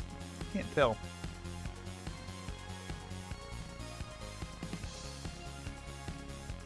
Can't see who it is. No, it's someone else. On the Minis' art thing, there's absolutely no difference between a prime miniature and a square canvas.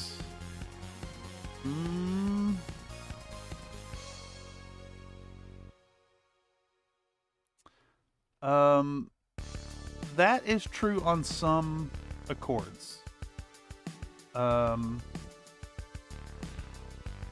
will say that a primed square canvas with an underpainting drawing on it is closer to what painting a mini is.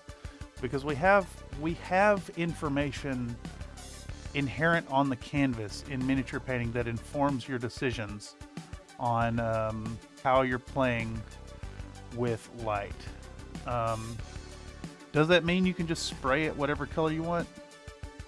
that you can't do that? No, you could absolutely do that. But I think for most generalized applications, fucking hell. I think for most generalized applications, mini painting is more akin to painting by numbers than illustrating from the ground up. For the most part.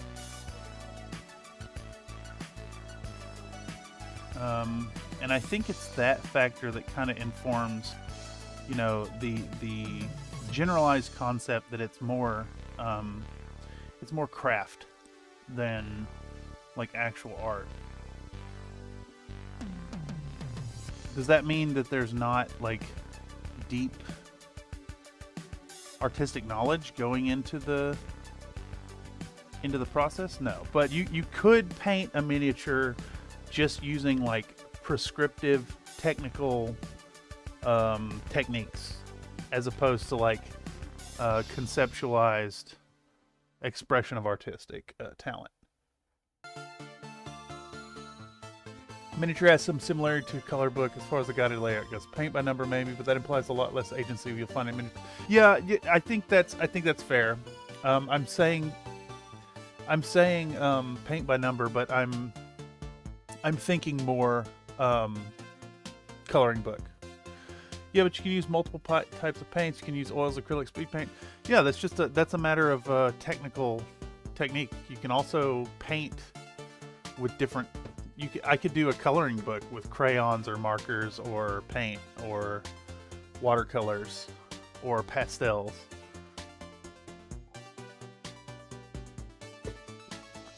And it's this conversation here that really makes me like kind of interested in exploring that gray area of miniature art. All right, so like,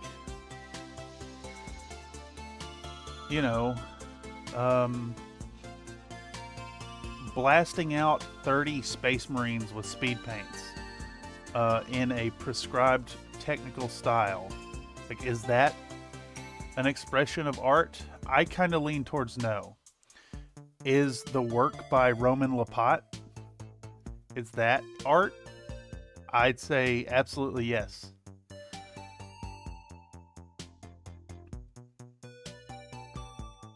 And of course, we can get out in the weeds here and go into like semantics of like the definition of art, what constitutes art. We can talk about, high art versus low art. We can talk about canonicity. It is such a like subjective, individualized interpretation. I find that really fascinating.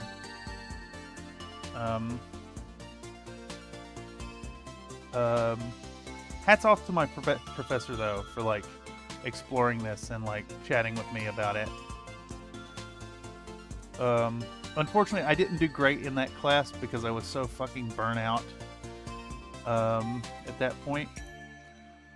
I think that was my 10th semester of nonstop collegiate work, and I was just like, I couldn't fucking care less at that point.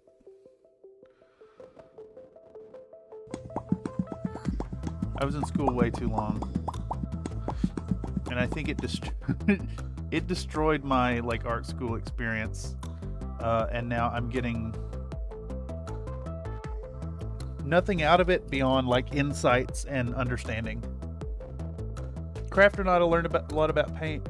I learned a lot about paint illusion, way more from oil painting studies. Miniature artists are down to earth and don't hide their methods. Yeah, and I think that's awesome.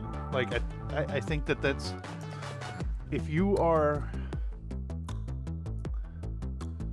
what's the term I'm looking for here? If you're creating content, if you're a communicator, if you're like host classes, if you're teaching your friends how to paint, if you're sharing your techniques in a Discord server, like, I think that's another like really awesome thing to explore while looking at mini painting as art form. It is unique in that a lot of the techniques involved can be more readily shared with others as compared to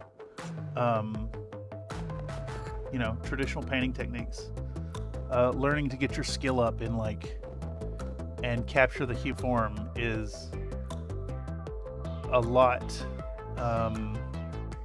less approachable than teaching your friends how to correctly apply the highlights on a chesty goblin, for instance, you know.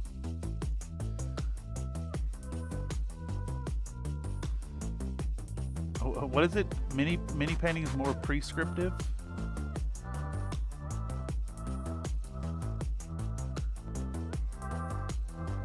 All right, so you got like a sketchy thing happening here on the head. Kind of want to even that out some. Bring it down a little bit. So we're gonna spit shade this out and try to feather these edges some.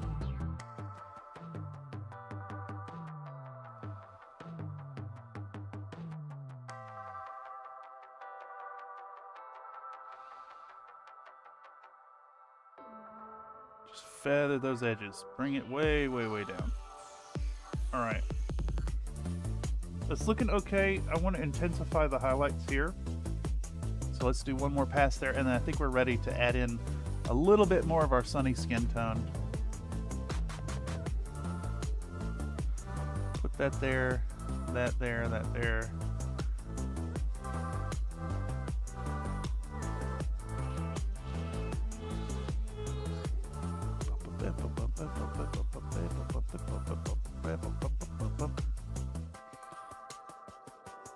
All right, that looks pretty good. I'm mostly pleased with that. I think we need to pull this highlight up right here. And then maybe a little bit right there on the top.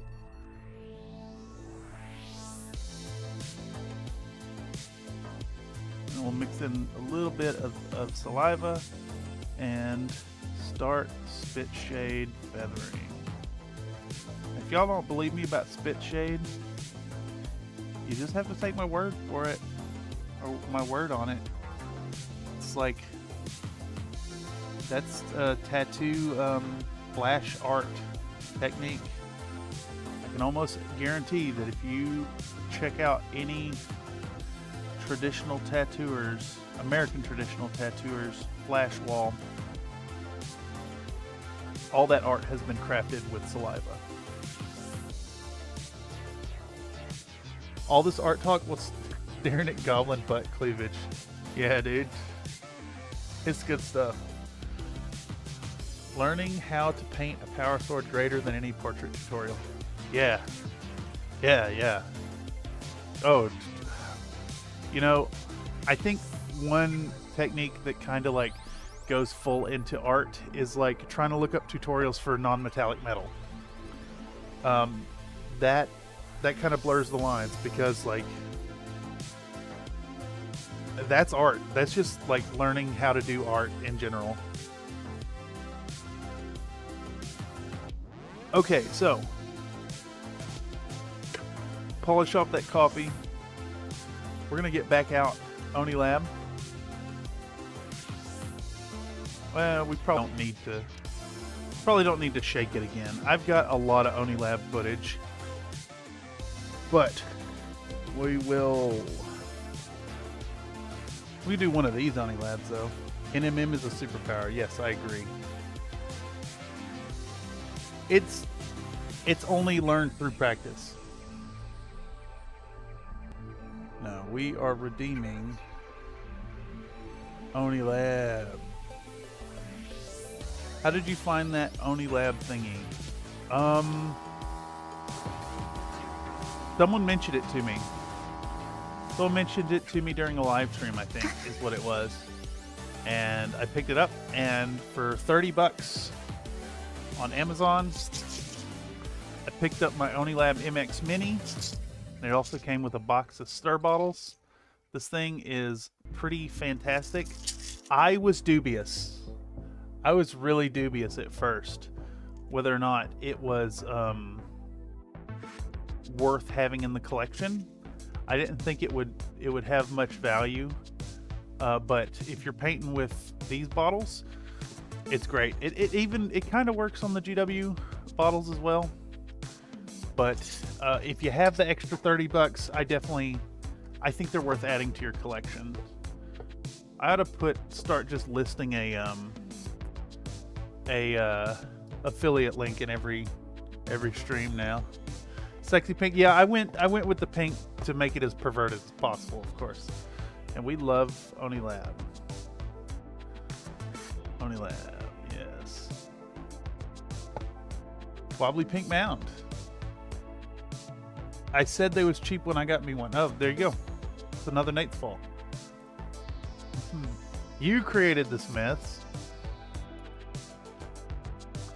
And it's just where we live now. I'm gonna keep this push-ups counter in the shot. I think that's funny. All right, so we're gonna show our sunny skin tone to the camera. We're gonna bring this out. We're going to put another drop in our paint. Gonna add 2 drops of water. Bam, bam. I'm gonna get back out our number 6 brush. And we're gonna stir, stir, stir. And we get this really nice, rosy, pinky, peachy flesh tone. Clean off our brush in the dirty paint water and set about spreading this stuff all over our little goblins' wrappings. All right. I think this time around we'll maybe start with, is that in the shot? I'm trying to keep that out of the shot, but I really need this light. Really need this light a little more forward for my shots here. I wish this camera was a little more like back here, but you know, wish in one hand and poop in the other And one. a double helping of gravy. See which one fills up faster. Okay, so we're gonna go in and we're gonna start putting in our highlight tones. And But you do work out. I do. Give me 10. Okay. You're gonna have to wait on that one, Mr. Nathan. Bye, everyone. She can go on forever. Normally, I would just drop and do them and bitch about it, but I'm filming a shot, and I'm going to just continue to film this shot before I get up and give you those push-ups.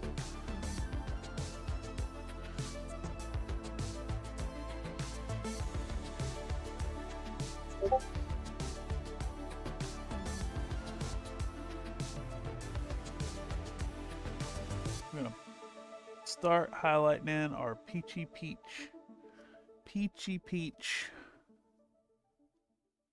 Now, we don't want to go too far into this color on our red, because I think just like painting gray or black, if we highlight this too far, we're going to end up losing the redness of our model.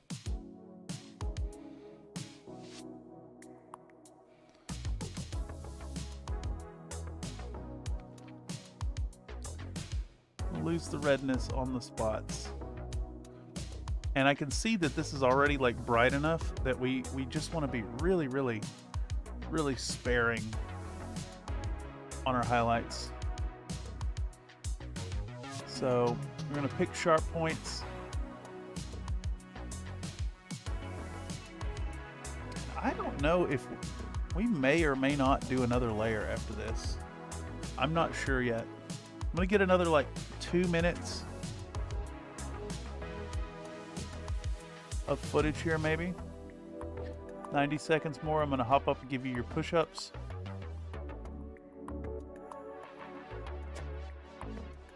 Just want to keep this kind of constrained. Don't want to lose too much of our red. There we go. So we apply it, and then we clean our brush, and we wick it away. Let's get a little bit on this arm before we stop filming. And then I believe I owe y'all some push-ups.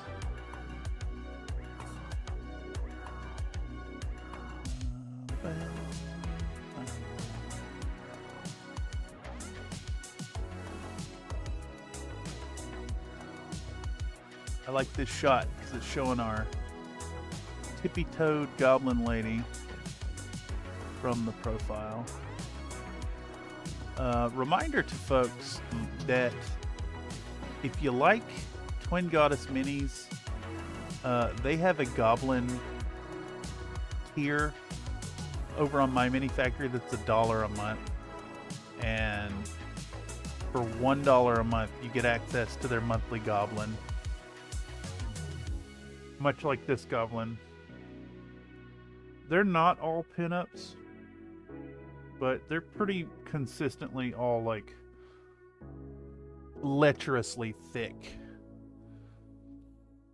I'm gonna film your shot. You keep talking like that. That's funny. All right, hold on. I owe you push-ups. I'll give you your push-ups. Give me a fucking second.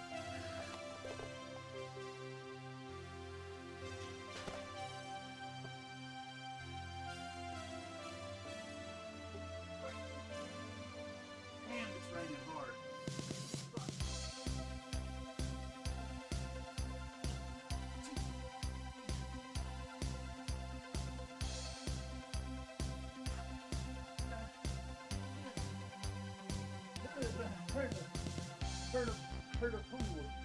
Hey, yo, hi. All right, 8 p.m. What can we do in the last hour? What can we do in the next hour? I tell you what we can do. We can redeem Popcat is what we can do. That's for sure. All right.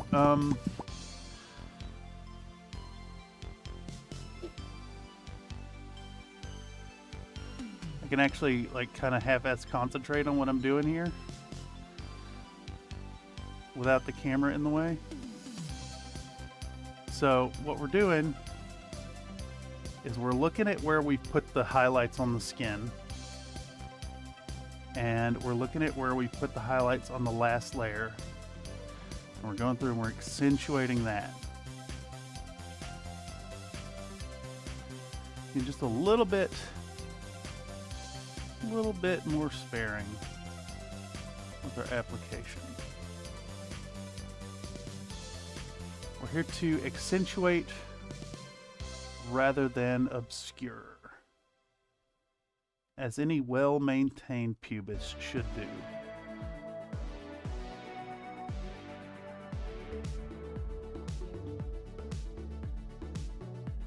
A little bit here. I don't think we do a highlight in between the bosoms. Maybe just a little bit. Maybe just a tiny bit right there. That little bit of light that spills through. Yeah. I think that actually enhances the cleavage. This fucking model, dude. Absolutely ridiculous model.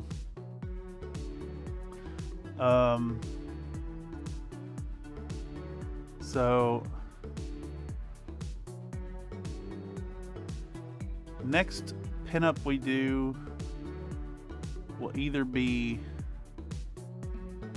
Amba from Axis Mundi, or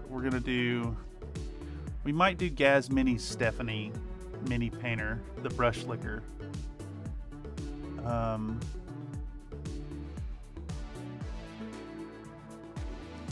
Not really sure yet. We might have to take a vote on it. And it's probably coming quicker than you think.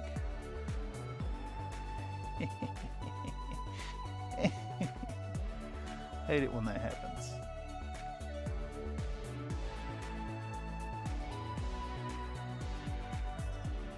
But you know, that's just indicative of having a good time.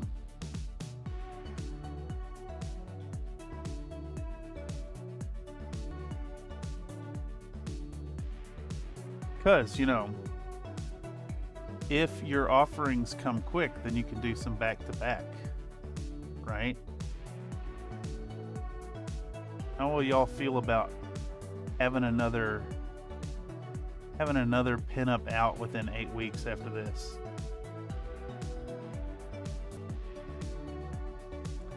I think it'll probably be within 8 weeks.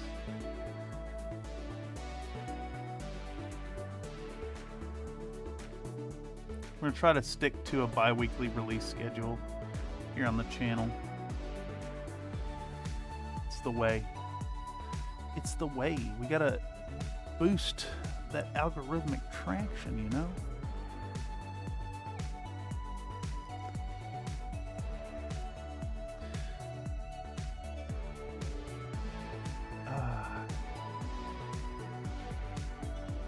Yeah, it is what she said, Nate.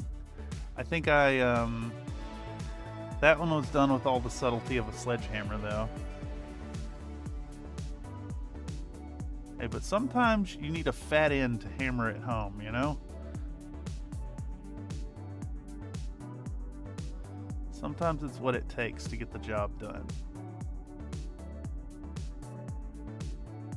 Alright, let's accentuate what we already have. We're going to limit the highlights on the lower sections, though. We don't want much there. I mean, I think it's heckin' coming along. That, like, white balance is still fucking blowing my mind, though. I'm gonna try setting it back to where it was. Let's see how that works. Let's just turn on our auto exposure again and see what it looks like. Wow. Not much of a change, was it? You're right, you didn't say that. Here, what if we lower the exposure even more and boost the gain? How's that look?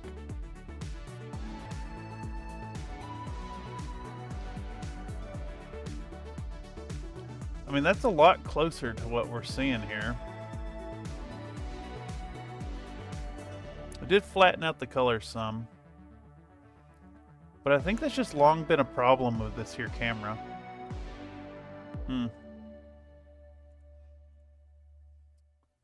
Poop. Shoes. I can't blast it with any more light.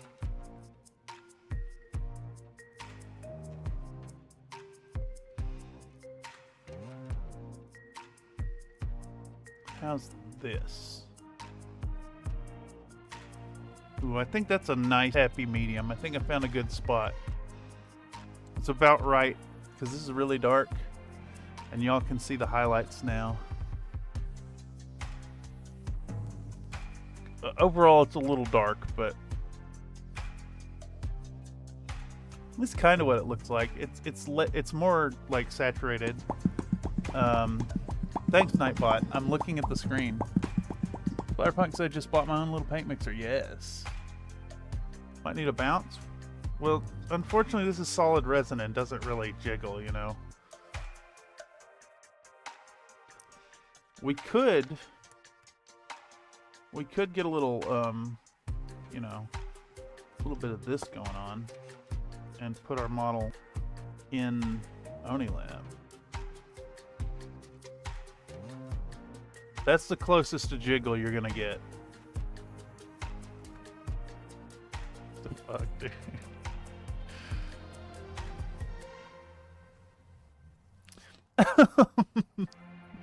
Like a sheet of white paper? No.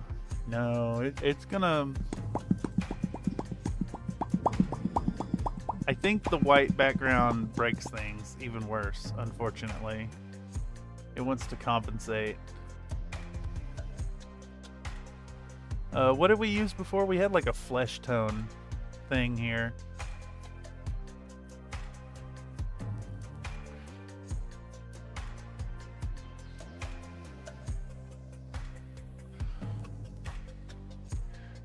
Said no for the camera.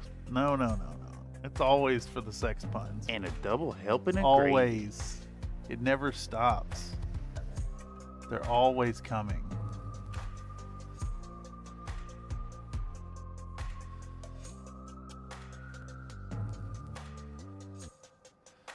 Ooh, do we put some back here? I think not. I think there's too much shadow back there to justify it.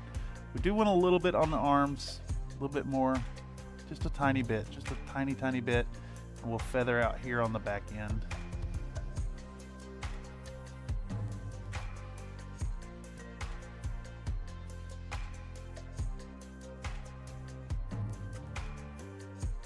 We live right around maturity level yes on CFM these days. It's just where it is. Alright, need a little bit on this arm, this ribbon as well.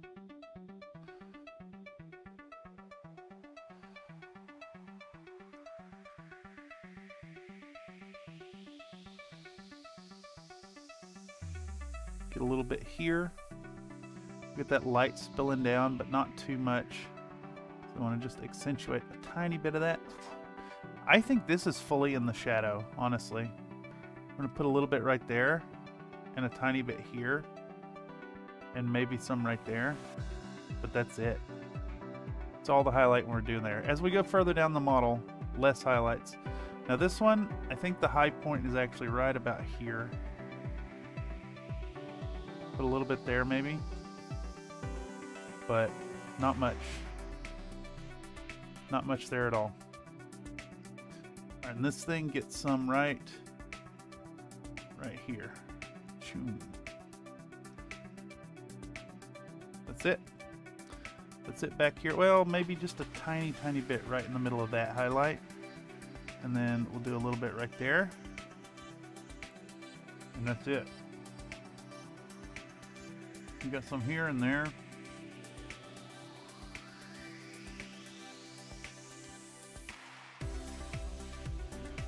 I do want to accentuate this fold right here, right in the middle of that, with some very thin paint.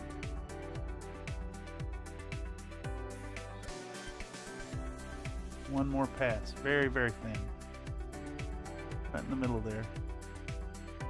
In there too. We feather these edges while we have the thin paint. There we go. All right. I think we'll do one final pass. Maybe not. Maybe just a little bit. It's going to be very sparing if we do it at all. I don't think we're going to. I think we're going to move on to putting some white onto these bits. When you think about the hair too, and I think I'm going to go with Mr. Another Nate's idea.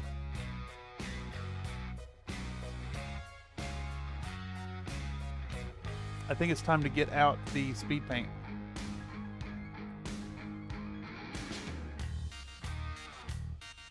Discord Shafted Me wrote a beg letter to support. That sucks. Microfiber towels. Yes. Yes, I've run out of those. Let you guys know. That is really unfortunate. Yes. Keep us in the loop. Splatterpunk would love to see your stuff, and asynchronous communication with community participants beyond just the streams is always so good. I live for it. Okay, so we're going with the purple hair idea. We're going to show the camera our Hive Dweller purple, and we're going to shake it. Shake it, shake it, shake the fuck out of it. And we're going to put some on our palette. Blink, blork, bloop, flap, flap. And we're going to thin it out with 2 drops of water. Beep, bump. Stir it up. stuff is really, really dark. But that's fine. We're going for like a black hair look anyways. Alright. So we're going to get our same brush. Get our same brush. Lock the focus to our model. Start applying our speed paint. We just want a nice thin color here. We want to use all the blue and the purple that is already there. I'm going to try to do as much as I can here.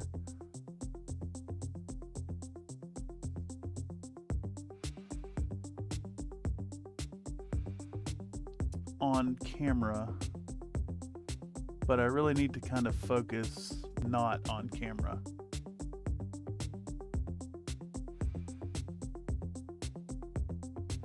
This color's kind of patchy, unfortunately. It really sucks, but we can do 2 passes of it if necessary.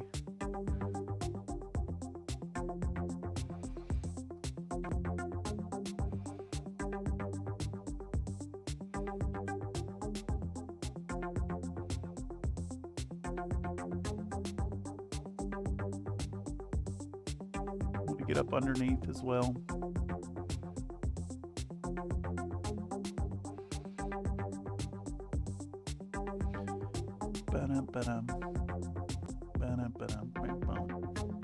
I need to change the BRB screen. I don't like that this is both on the BRB screen and here.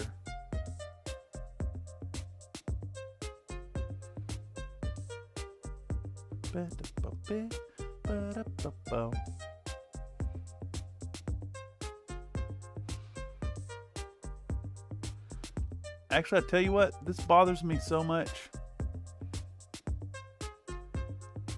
that as soon as I finish this section, we're gonna prune this from the playlist. We're talking about the We're thug. talking about the T is for thug. terrible, H is for hell, U U is is for for ugly, ugly, and G and is for jail, because a thug can't spell. Alright, let's take a break for just half a moment. Would you do a workout? I do. Give me Who's 2. responsible for this? Okay. Comstar. Who am I to say no? Bye, everyone. She can go You'll on get your forever. push-ups. You'll get your push-ups. But we are trimming. We are going to trim this from our D folder.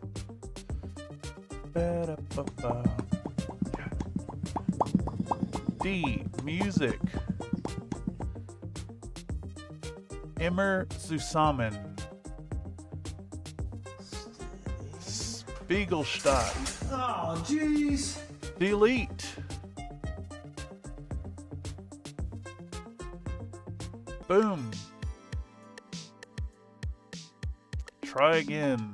It is now no longer in the playlist for the active stream, but only on the BRB screen.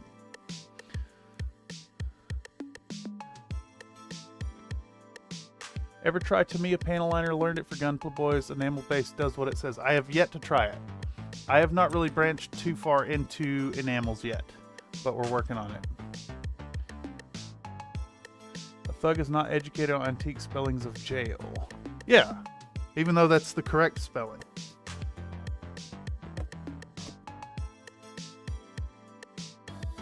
All right, 10 more push-ups. Here we go. Back down we go.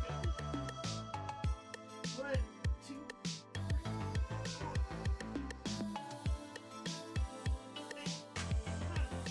3. Good. I'm coming back. I'm coming back. I put my wet paintbrush on my push-up counter.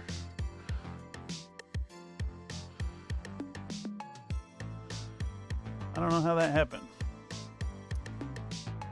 Right, here we go. We need a Locust Labs thug. I'm not sure if that's on the list. There is a list of like upcoming stuff over on the Locust Labs Discord. But, you know, there are so many chassis. So many chassis in Battletech. So many. And what are you getting? You're getting 2 mechs a month from Locust Labs? Well worth it, I might add. If you got your own 3D printer.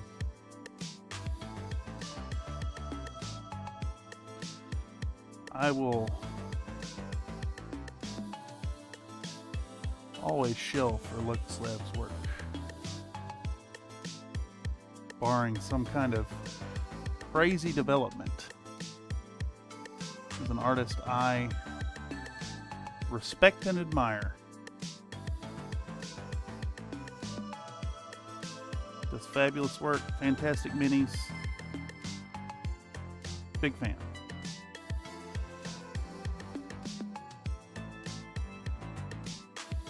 This purple is very patchy, and I'm struggling to get good coverage out of it. Kind of got almost, it almost has like a chalkiness to its pigment.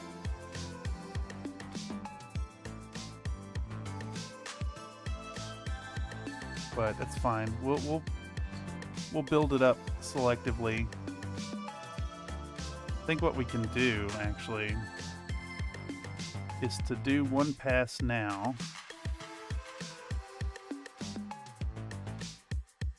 And then we can thin it down a lot and do like a wash of it afterwards. Or maybe just applying it thick is the way. I just don't want to lose too much of our underpainting, but you know what? Who cares? We're here. Let's get it done. Brevity is important. Mind frame, kind of half-assed. It needs to be dark, and we can always bring it back with highlights later, so let's just put it down thickly.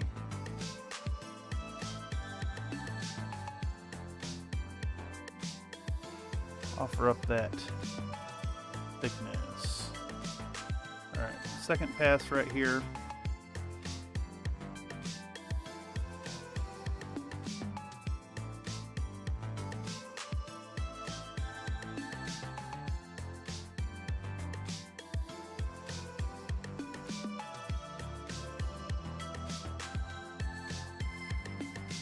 The eyebrow, try to do it full strength without making a mess.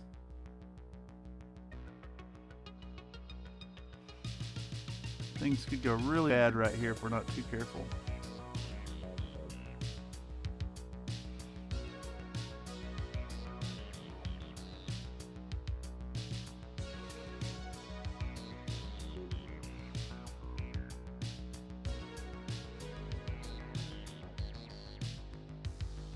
Alright.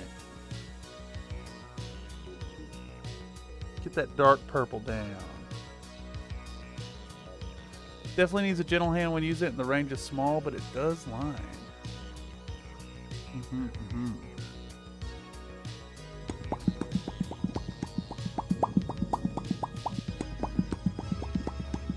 Alright, this one's tough. I think we do need like a... We need like a ink of some sort.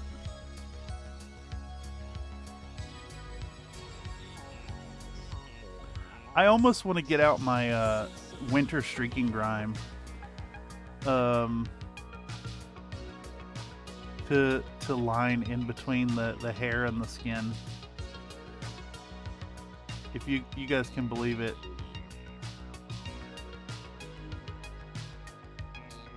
So get the hair done up on the face, and then we can work on the double ponytail.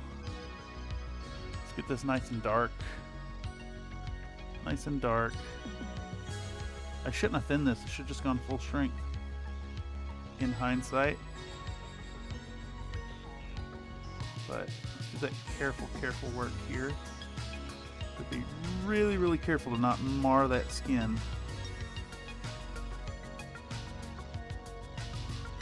Alright. Purple hair down. Alright, start doing the same thing on the ponytails. Now, this is really, really nerve-wracking because a single slip of the brush here could cause a lot of trouble. Like, a lot of headache. So we need to be really, really, really, really fucking stupidly careful.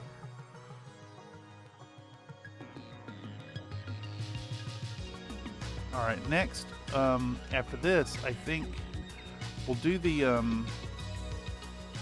fur cuffs. But we need to think about what we're doing with the bells. And like, silver bells make sense to me for like the holiday implication, but I think gold will look a little bit better. If that makes any sense. Make your own speed paint mini. Use the water Liquitech acrylic varnish. If you have inks, you can just make crazy washes. I used to keep more speed paint mediums around. I'm down to just my I just have the express paint medium, and I kind of don't really like the express paint as much. Speed paints are great. I love a good speed paint. I find that I reluctantly enjoy GW's contrast line the most. I like that they're a little thicker and kind of go where you tell them to. Whereas like the speed paint, I can see already it's flowing out of the crevices already. It's got a lot of capillary action, which is tough to mitigate. It's a little too flowy sometimes. If you're doing just like a straight up all over, speed paints are great. And the line, the amount of colors they have is fabulous. I also have the 1.0s, so they do have the reactivation issue, which has been both a blessing and a curse, if you can imagine. There have been times where I love that it reactivates, and there are times when it vexes me. Bam, bam.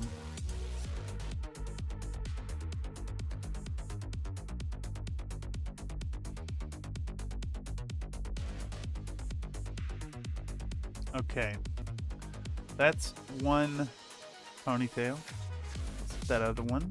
I do like when you're working on like a display piece though, and you can find the opportunity to use this stuff. In this case, it's doing exactly what I'm asking of it. We're going to darken that hair down, and we're also going to have it maintain our kind of zenithal coloration. Though it is darker than the purple that was already there. So there is that.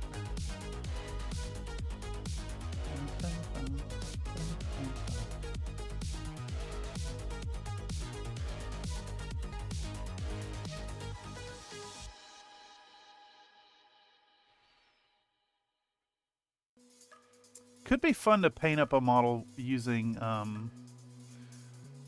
like all the options for speed paints. I think it'd be really cool to do that. Like try to get a good example to show when like the properties of the particular types of paints are important. Like express paint has almost like a gel-like quality. I'm not actually 100% sure I have a good idea of when that would be most applicable.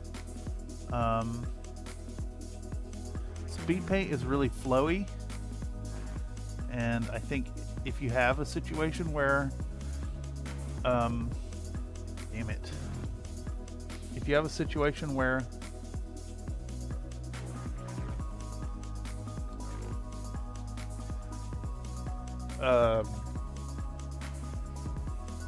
capillary action would be to your advantage, then it makes sense.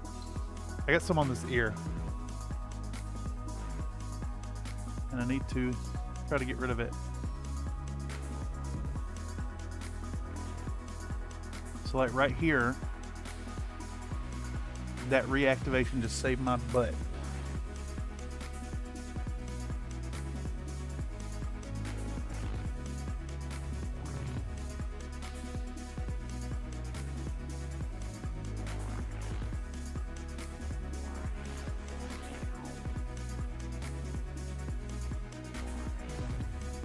All right.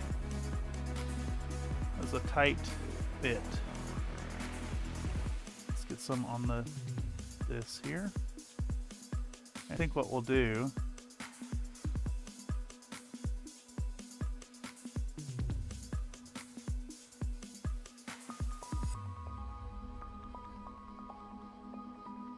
to highlight this hair, we might actually take the blue we used earlier,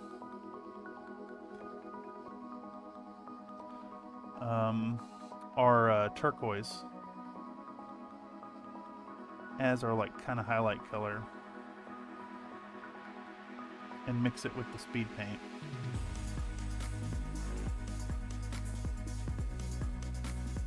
Just for now, let's apply our speed paint.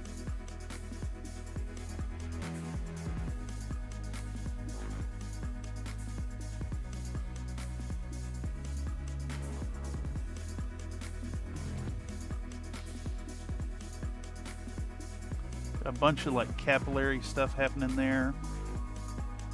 Got me a little worried. Applying speed paint at this juncture is absolutely nerve-wracking. I tell y'all what, I maybe should have hit the model with a gloss varnish first, but you know, we don't have time for those extra steps. We have a deadline. There we go. Alright, is that all the hair? I think so. Do we use this same color for our eyelashes? I think we don't paint eyelashes. I think we have like, so the raw blue from our zenithal may actually work for our eyeshadow here.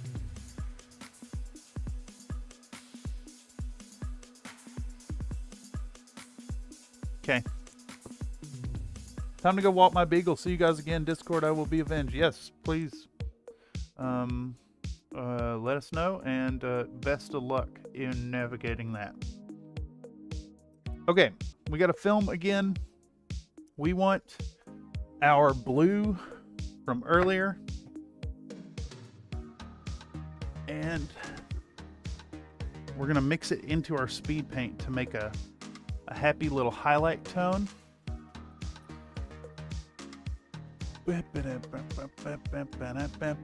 are we at? 8:30. What can we finish in 30 minutes? I'm hoping highlighting the hair and working on the eyes. I would love to share that part with y'all. We're gonna take our turquoise. We're gonna do a single drop into our speed paint. And I think that may be enough. It may not.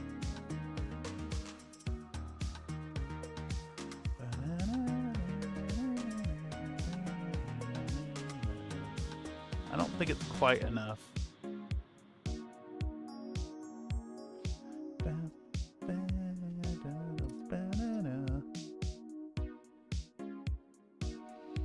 No, not going to be enough.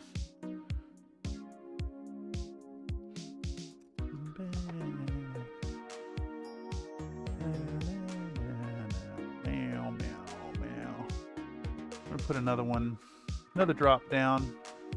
I'm gonna pick up some of this and we're gonna start working it into that. I need a nice bluey tone. Bluey purpley tone for this. And going back and forth will create like a middle ground, I think, between these two colors.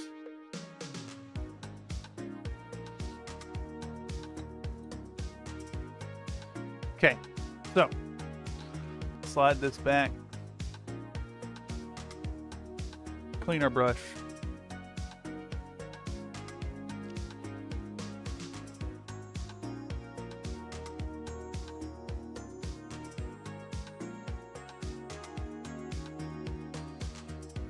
Grab a little bit of this color, come in and just do a few little highlighted passes here and there. A little bit there, a little bit there, a little bit there, a little bit there, and there, and there, you know what I mean? You know what I mean?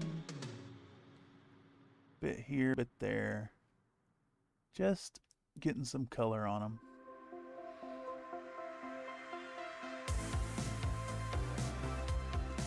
And then we'll grab our bluey color and come right back over the same stuff.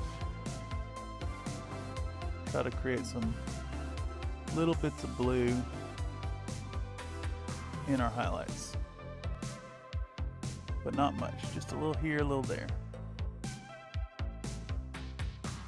Ba-na-na, ba-na-na-na.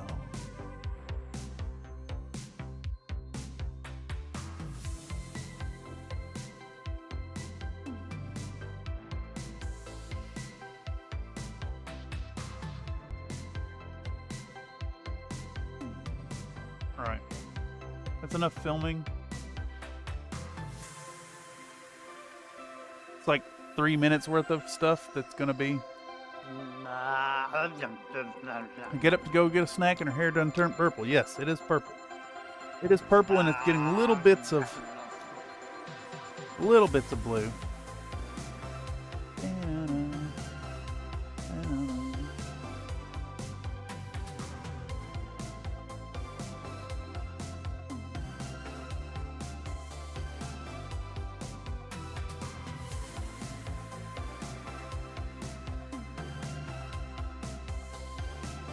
of blue going in. Try not to rub the sharp points too much here as well. But we're taking that same tack that we did with the ribbons. Ba-na-na-na-na.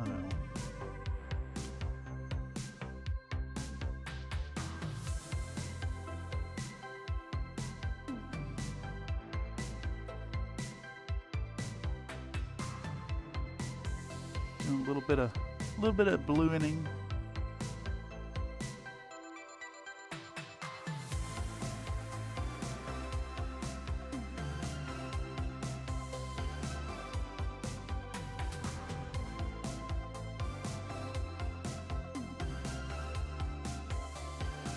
Anywhere there's like raised bits on the hair, going to bring those out, and this color is serving as a foundation for our future, for our next layer, for the like really blued up bit. And it's still fairly transparent. I find that the turquoise ink is really opaque. So the speed paint is helping to bridge the ground. Started my 135th Avenger today. What's that? What's an Avenger? Is it a plane type? Is it absolutely massive at 135th? It's gotta be.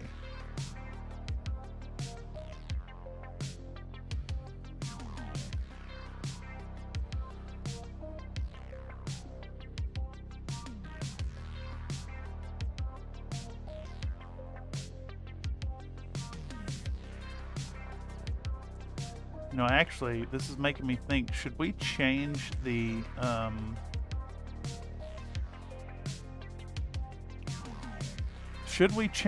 Gunpla channel name from Gunpla to Scale Modeling?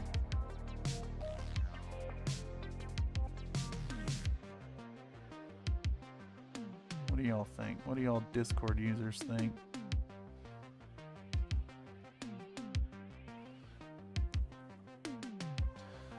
Let's try to get a little bit down here.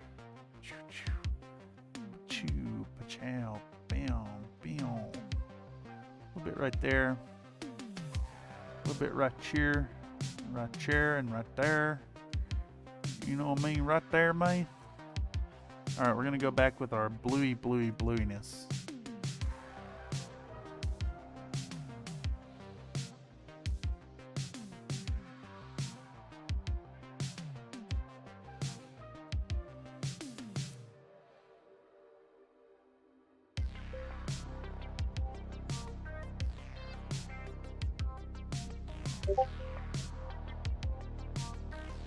Who's saluting my son? Heh? You babinking me?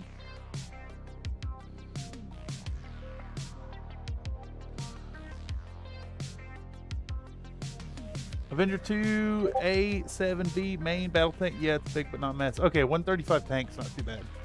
160. No, we don't need the title change. There's a lot of less of us tackling the real world stuff. We can just post them there. And generic hobby channel. Salute the sun, says my phone. I wonder what that could possibly be.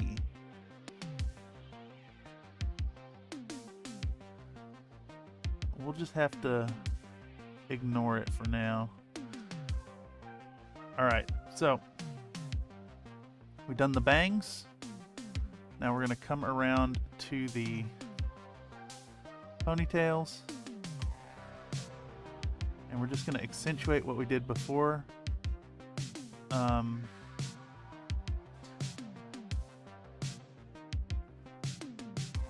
don't really think I want to go super shiny with the hair.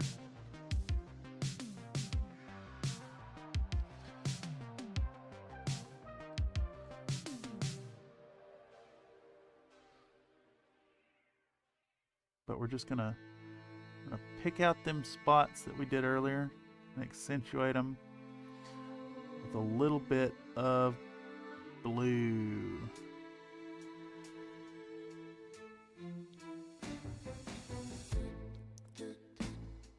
I don't know if that's coming through at all for y'all, but it is definitely very visible for me and will hopefully be visible on the reveal shots for this model.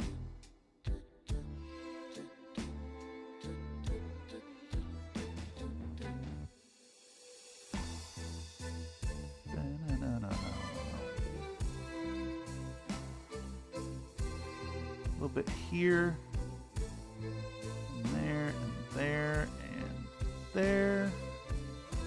All right. Bum, bum, bum, bum, bum.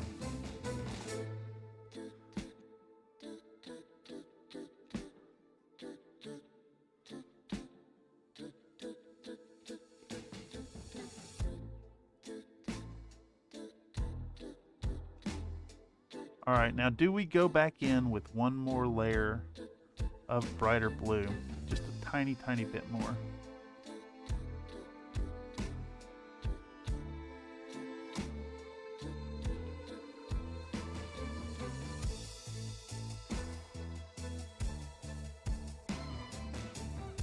The paint has rubbed off the tip of her nose.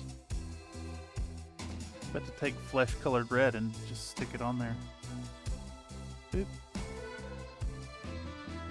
Yeah. But you do work out. Do I work out though? Okay. Maybe the sea fox. Bye, everyone.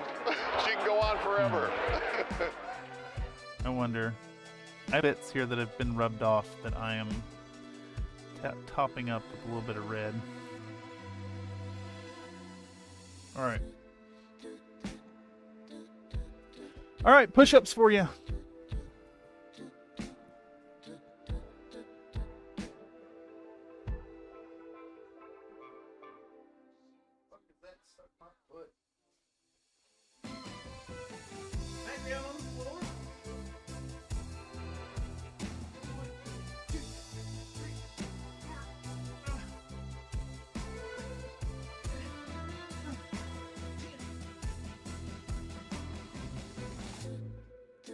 Butts and butts and butts.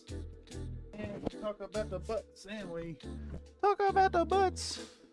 Alright, here we go. That's another set. Thank you. Yeah, I think we do one more drop of this stuff. And we darken it with this right here.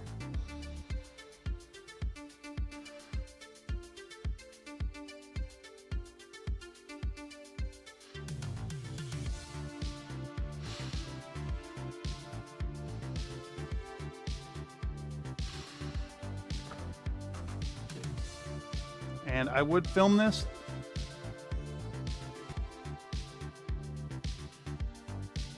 but I'm not gonna.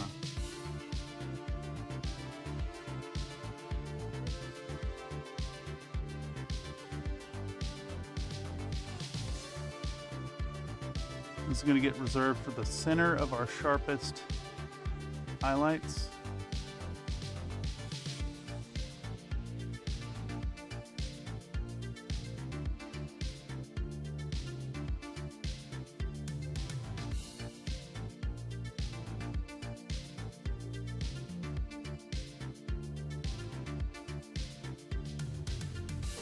Just want some really, really sharp highlights in the middle of our other highlights.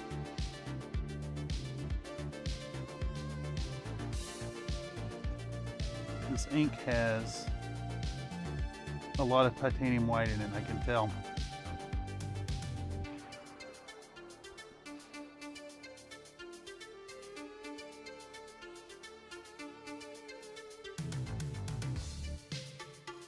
Very small streaks of it. This was maybe a mistake even. Fine, we'll put some back here and be done with this before we create a disaster. Little there, and there, and there, and there. And then on the tips of these hairs here, bam, bam, bam. Boom, booyaka chow. Pa-ching, pa-ching, pa-chow. Pa-choo. On you. Boo. Man. Chew.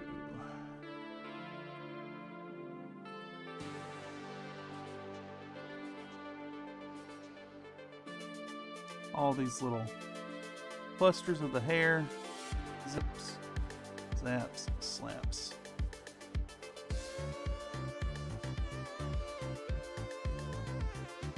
All right, I think we've achieved our blue-purple hair.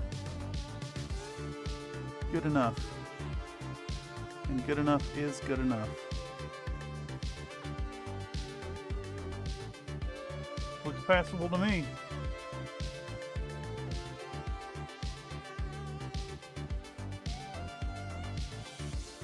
All right, next step.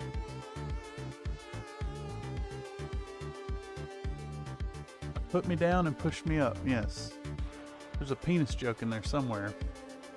All right, I think we're going to use ivory for our eye sockets. I think we're going to use ivory. And it's 8:45. We got 15 minutes. I kind of want to try to do the eyes and the puffy stuff, and then I probably have to paint well into the night tonight, unfortunately. I could maybe do a little bit tomorrow and then edit after a paint session. Not really sure what the best course is at this point, to be honest, y'all. Let's get Onilab here. Let's get Onilab in the shot. And we show the ivory, and we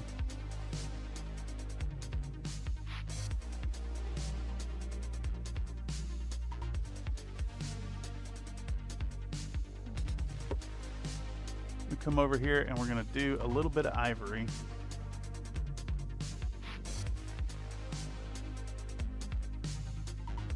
This paint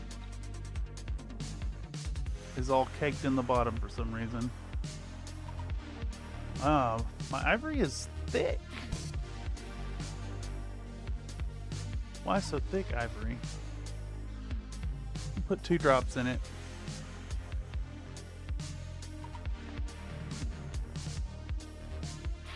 I'm going to use the back of our paintbrush so we don't mix in any kind of like remnant colors into it. I need a very untainted white tone here.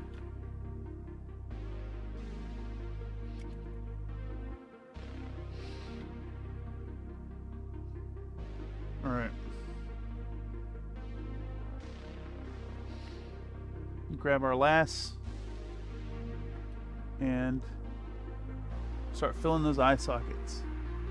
Hopefully, I got to get around my tripod here. Let's see. Get around my tripod in such a way that I can actually reach and see what I'm doing.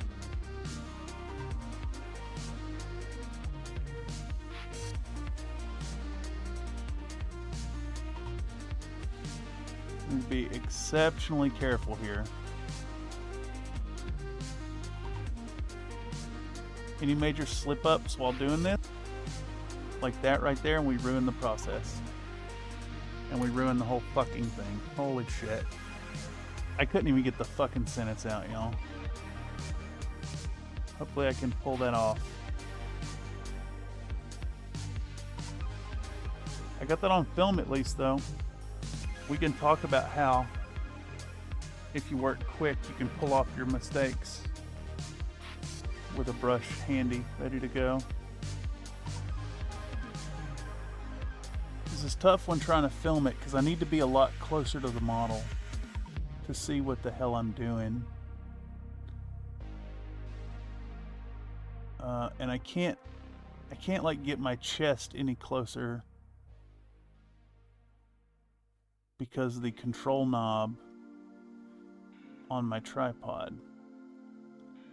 My shoulder's already against it, so I can't get any closer.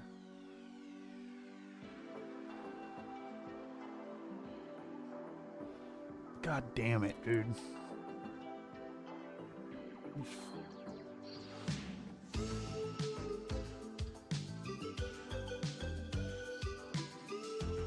Motherfucking tripod.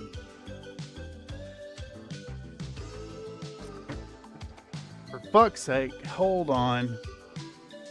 I'm gonna do a whole section here talking about why you don't film painting eyes and why this is the last time I ever try to film painting eyes on camera, because you can't get in there and actually see what the fuck you're doing unless you have a really, really expensive camera rig with a big expensive camera coming down from this angle here. And then it has to be a really expensive camera because you need 4K footage with a lens that is capable of focusing on your model at that distance while also being autofocus, servo assisted capable. So you need about an $800 camera to film that shot. All right, I think that's got enough of the ivory off that it's not a fucking complete disaster. But see, now I can get in here and like get a foot away from the model and see what the fuck I'm doing and get some tight brush control, because I'm not fighting the damn tripod to get in here.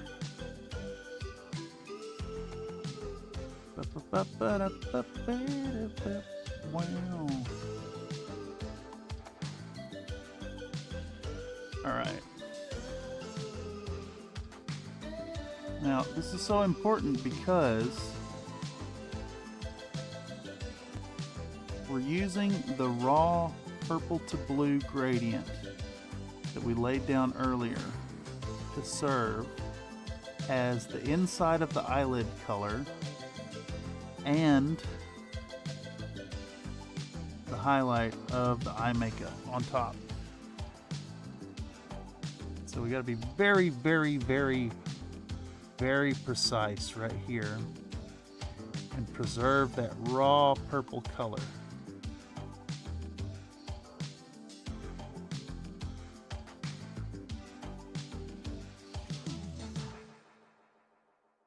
And when it's such a jarring color change, like purple to white like this, it's all the more important. And I just screwed up again. So we're gonna take our tiny little boo-boo brush and lick it and rub on it, and then lick it and jab on it and lick it and rub it, and then try to pull up capillary action, and then rub on it some more.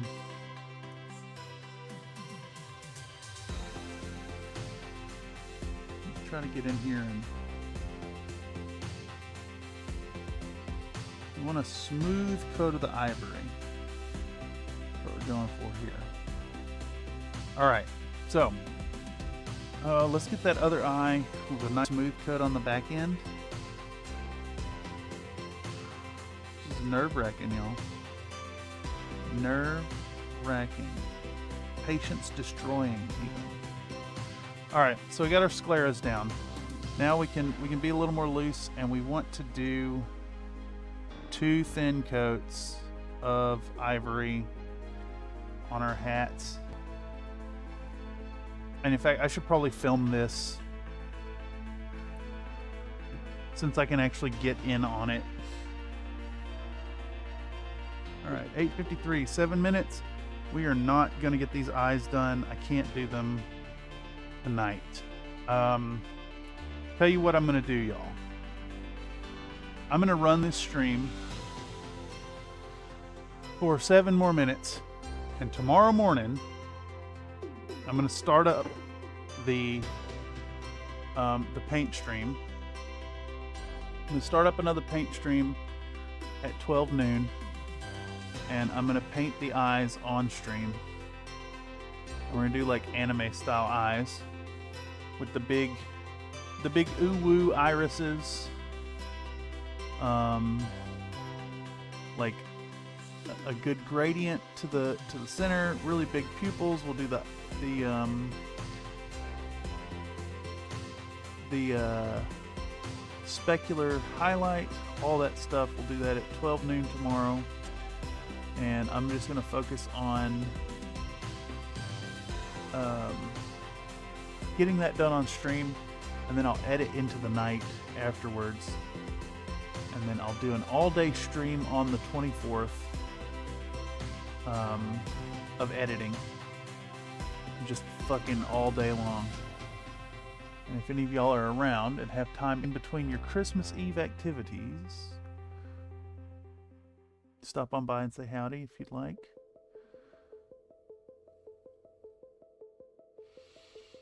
It's going to be rough. I'll work through the night if necessary, just like Santa Claus. And that way, Christmas morning, y'all will have our happy little gobbo video.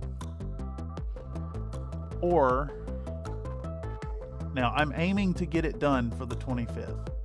But if I can't, we'll do the day after Christmas. We'll do a Boxing Day Goblin. That's the fallback plan. Let's call it 80%. 80% chance this comes out Christmas. 20% chance I fall behind, and it has to be Boxing Day. But you know, it won't be the end of the world. Conveniently, the Brits have the double holiday. Alright, that's enough filming of that.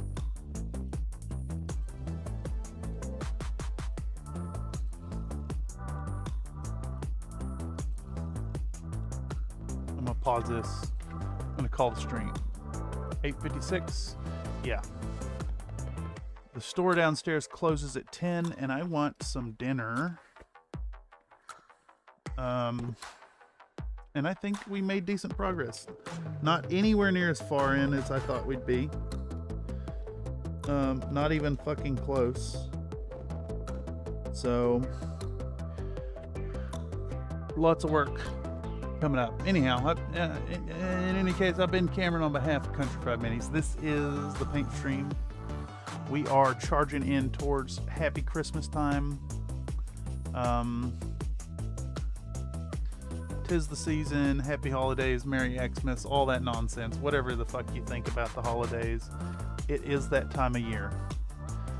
Anyhow, that's all I got. As always, I want y'all to remember to be happy while you're painting. And to know that your participation here makes me happy while I'm painting. Thank y'all so much for stopping by. 12 noon tomorrow. We're going to be right back here in 15 hours. Going to be working on these eyes on stream. Most likely. If not, if I decide to get this done before bed, it'll just be into editing.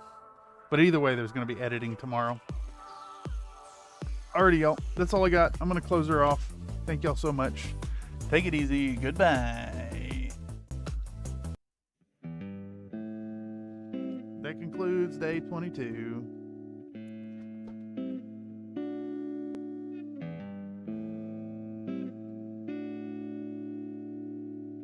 Would you do a workout? I do. Give me 10. Okay.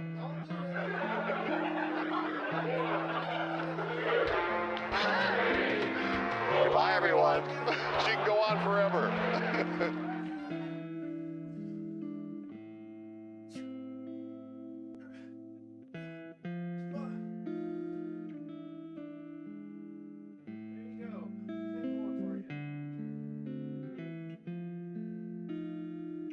That's 10 more for you.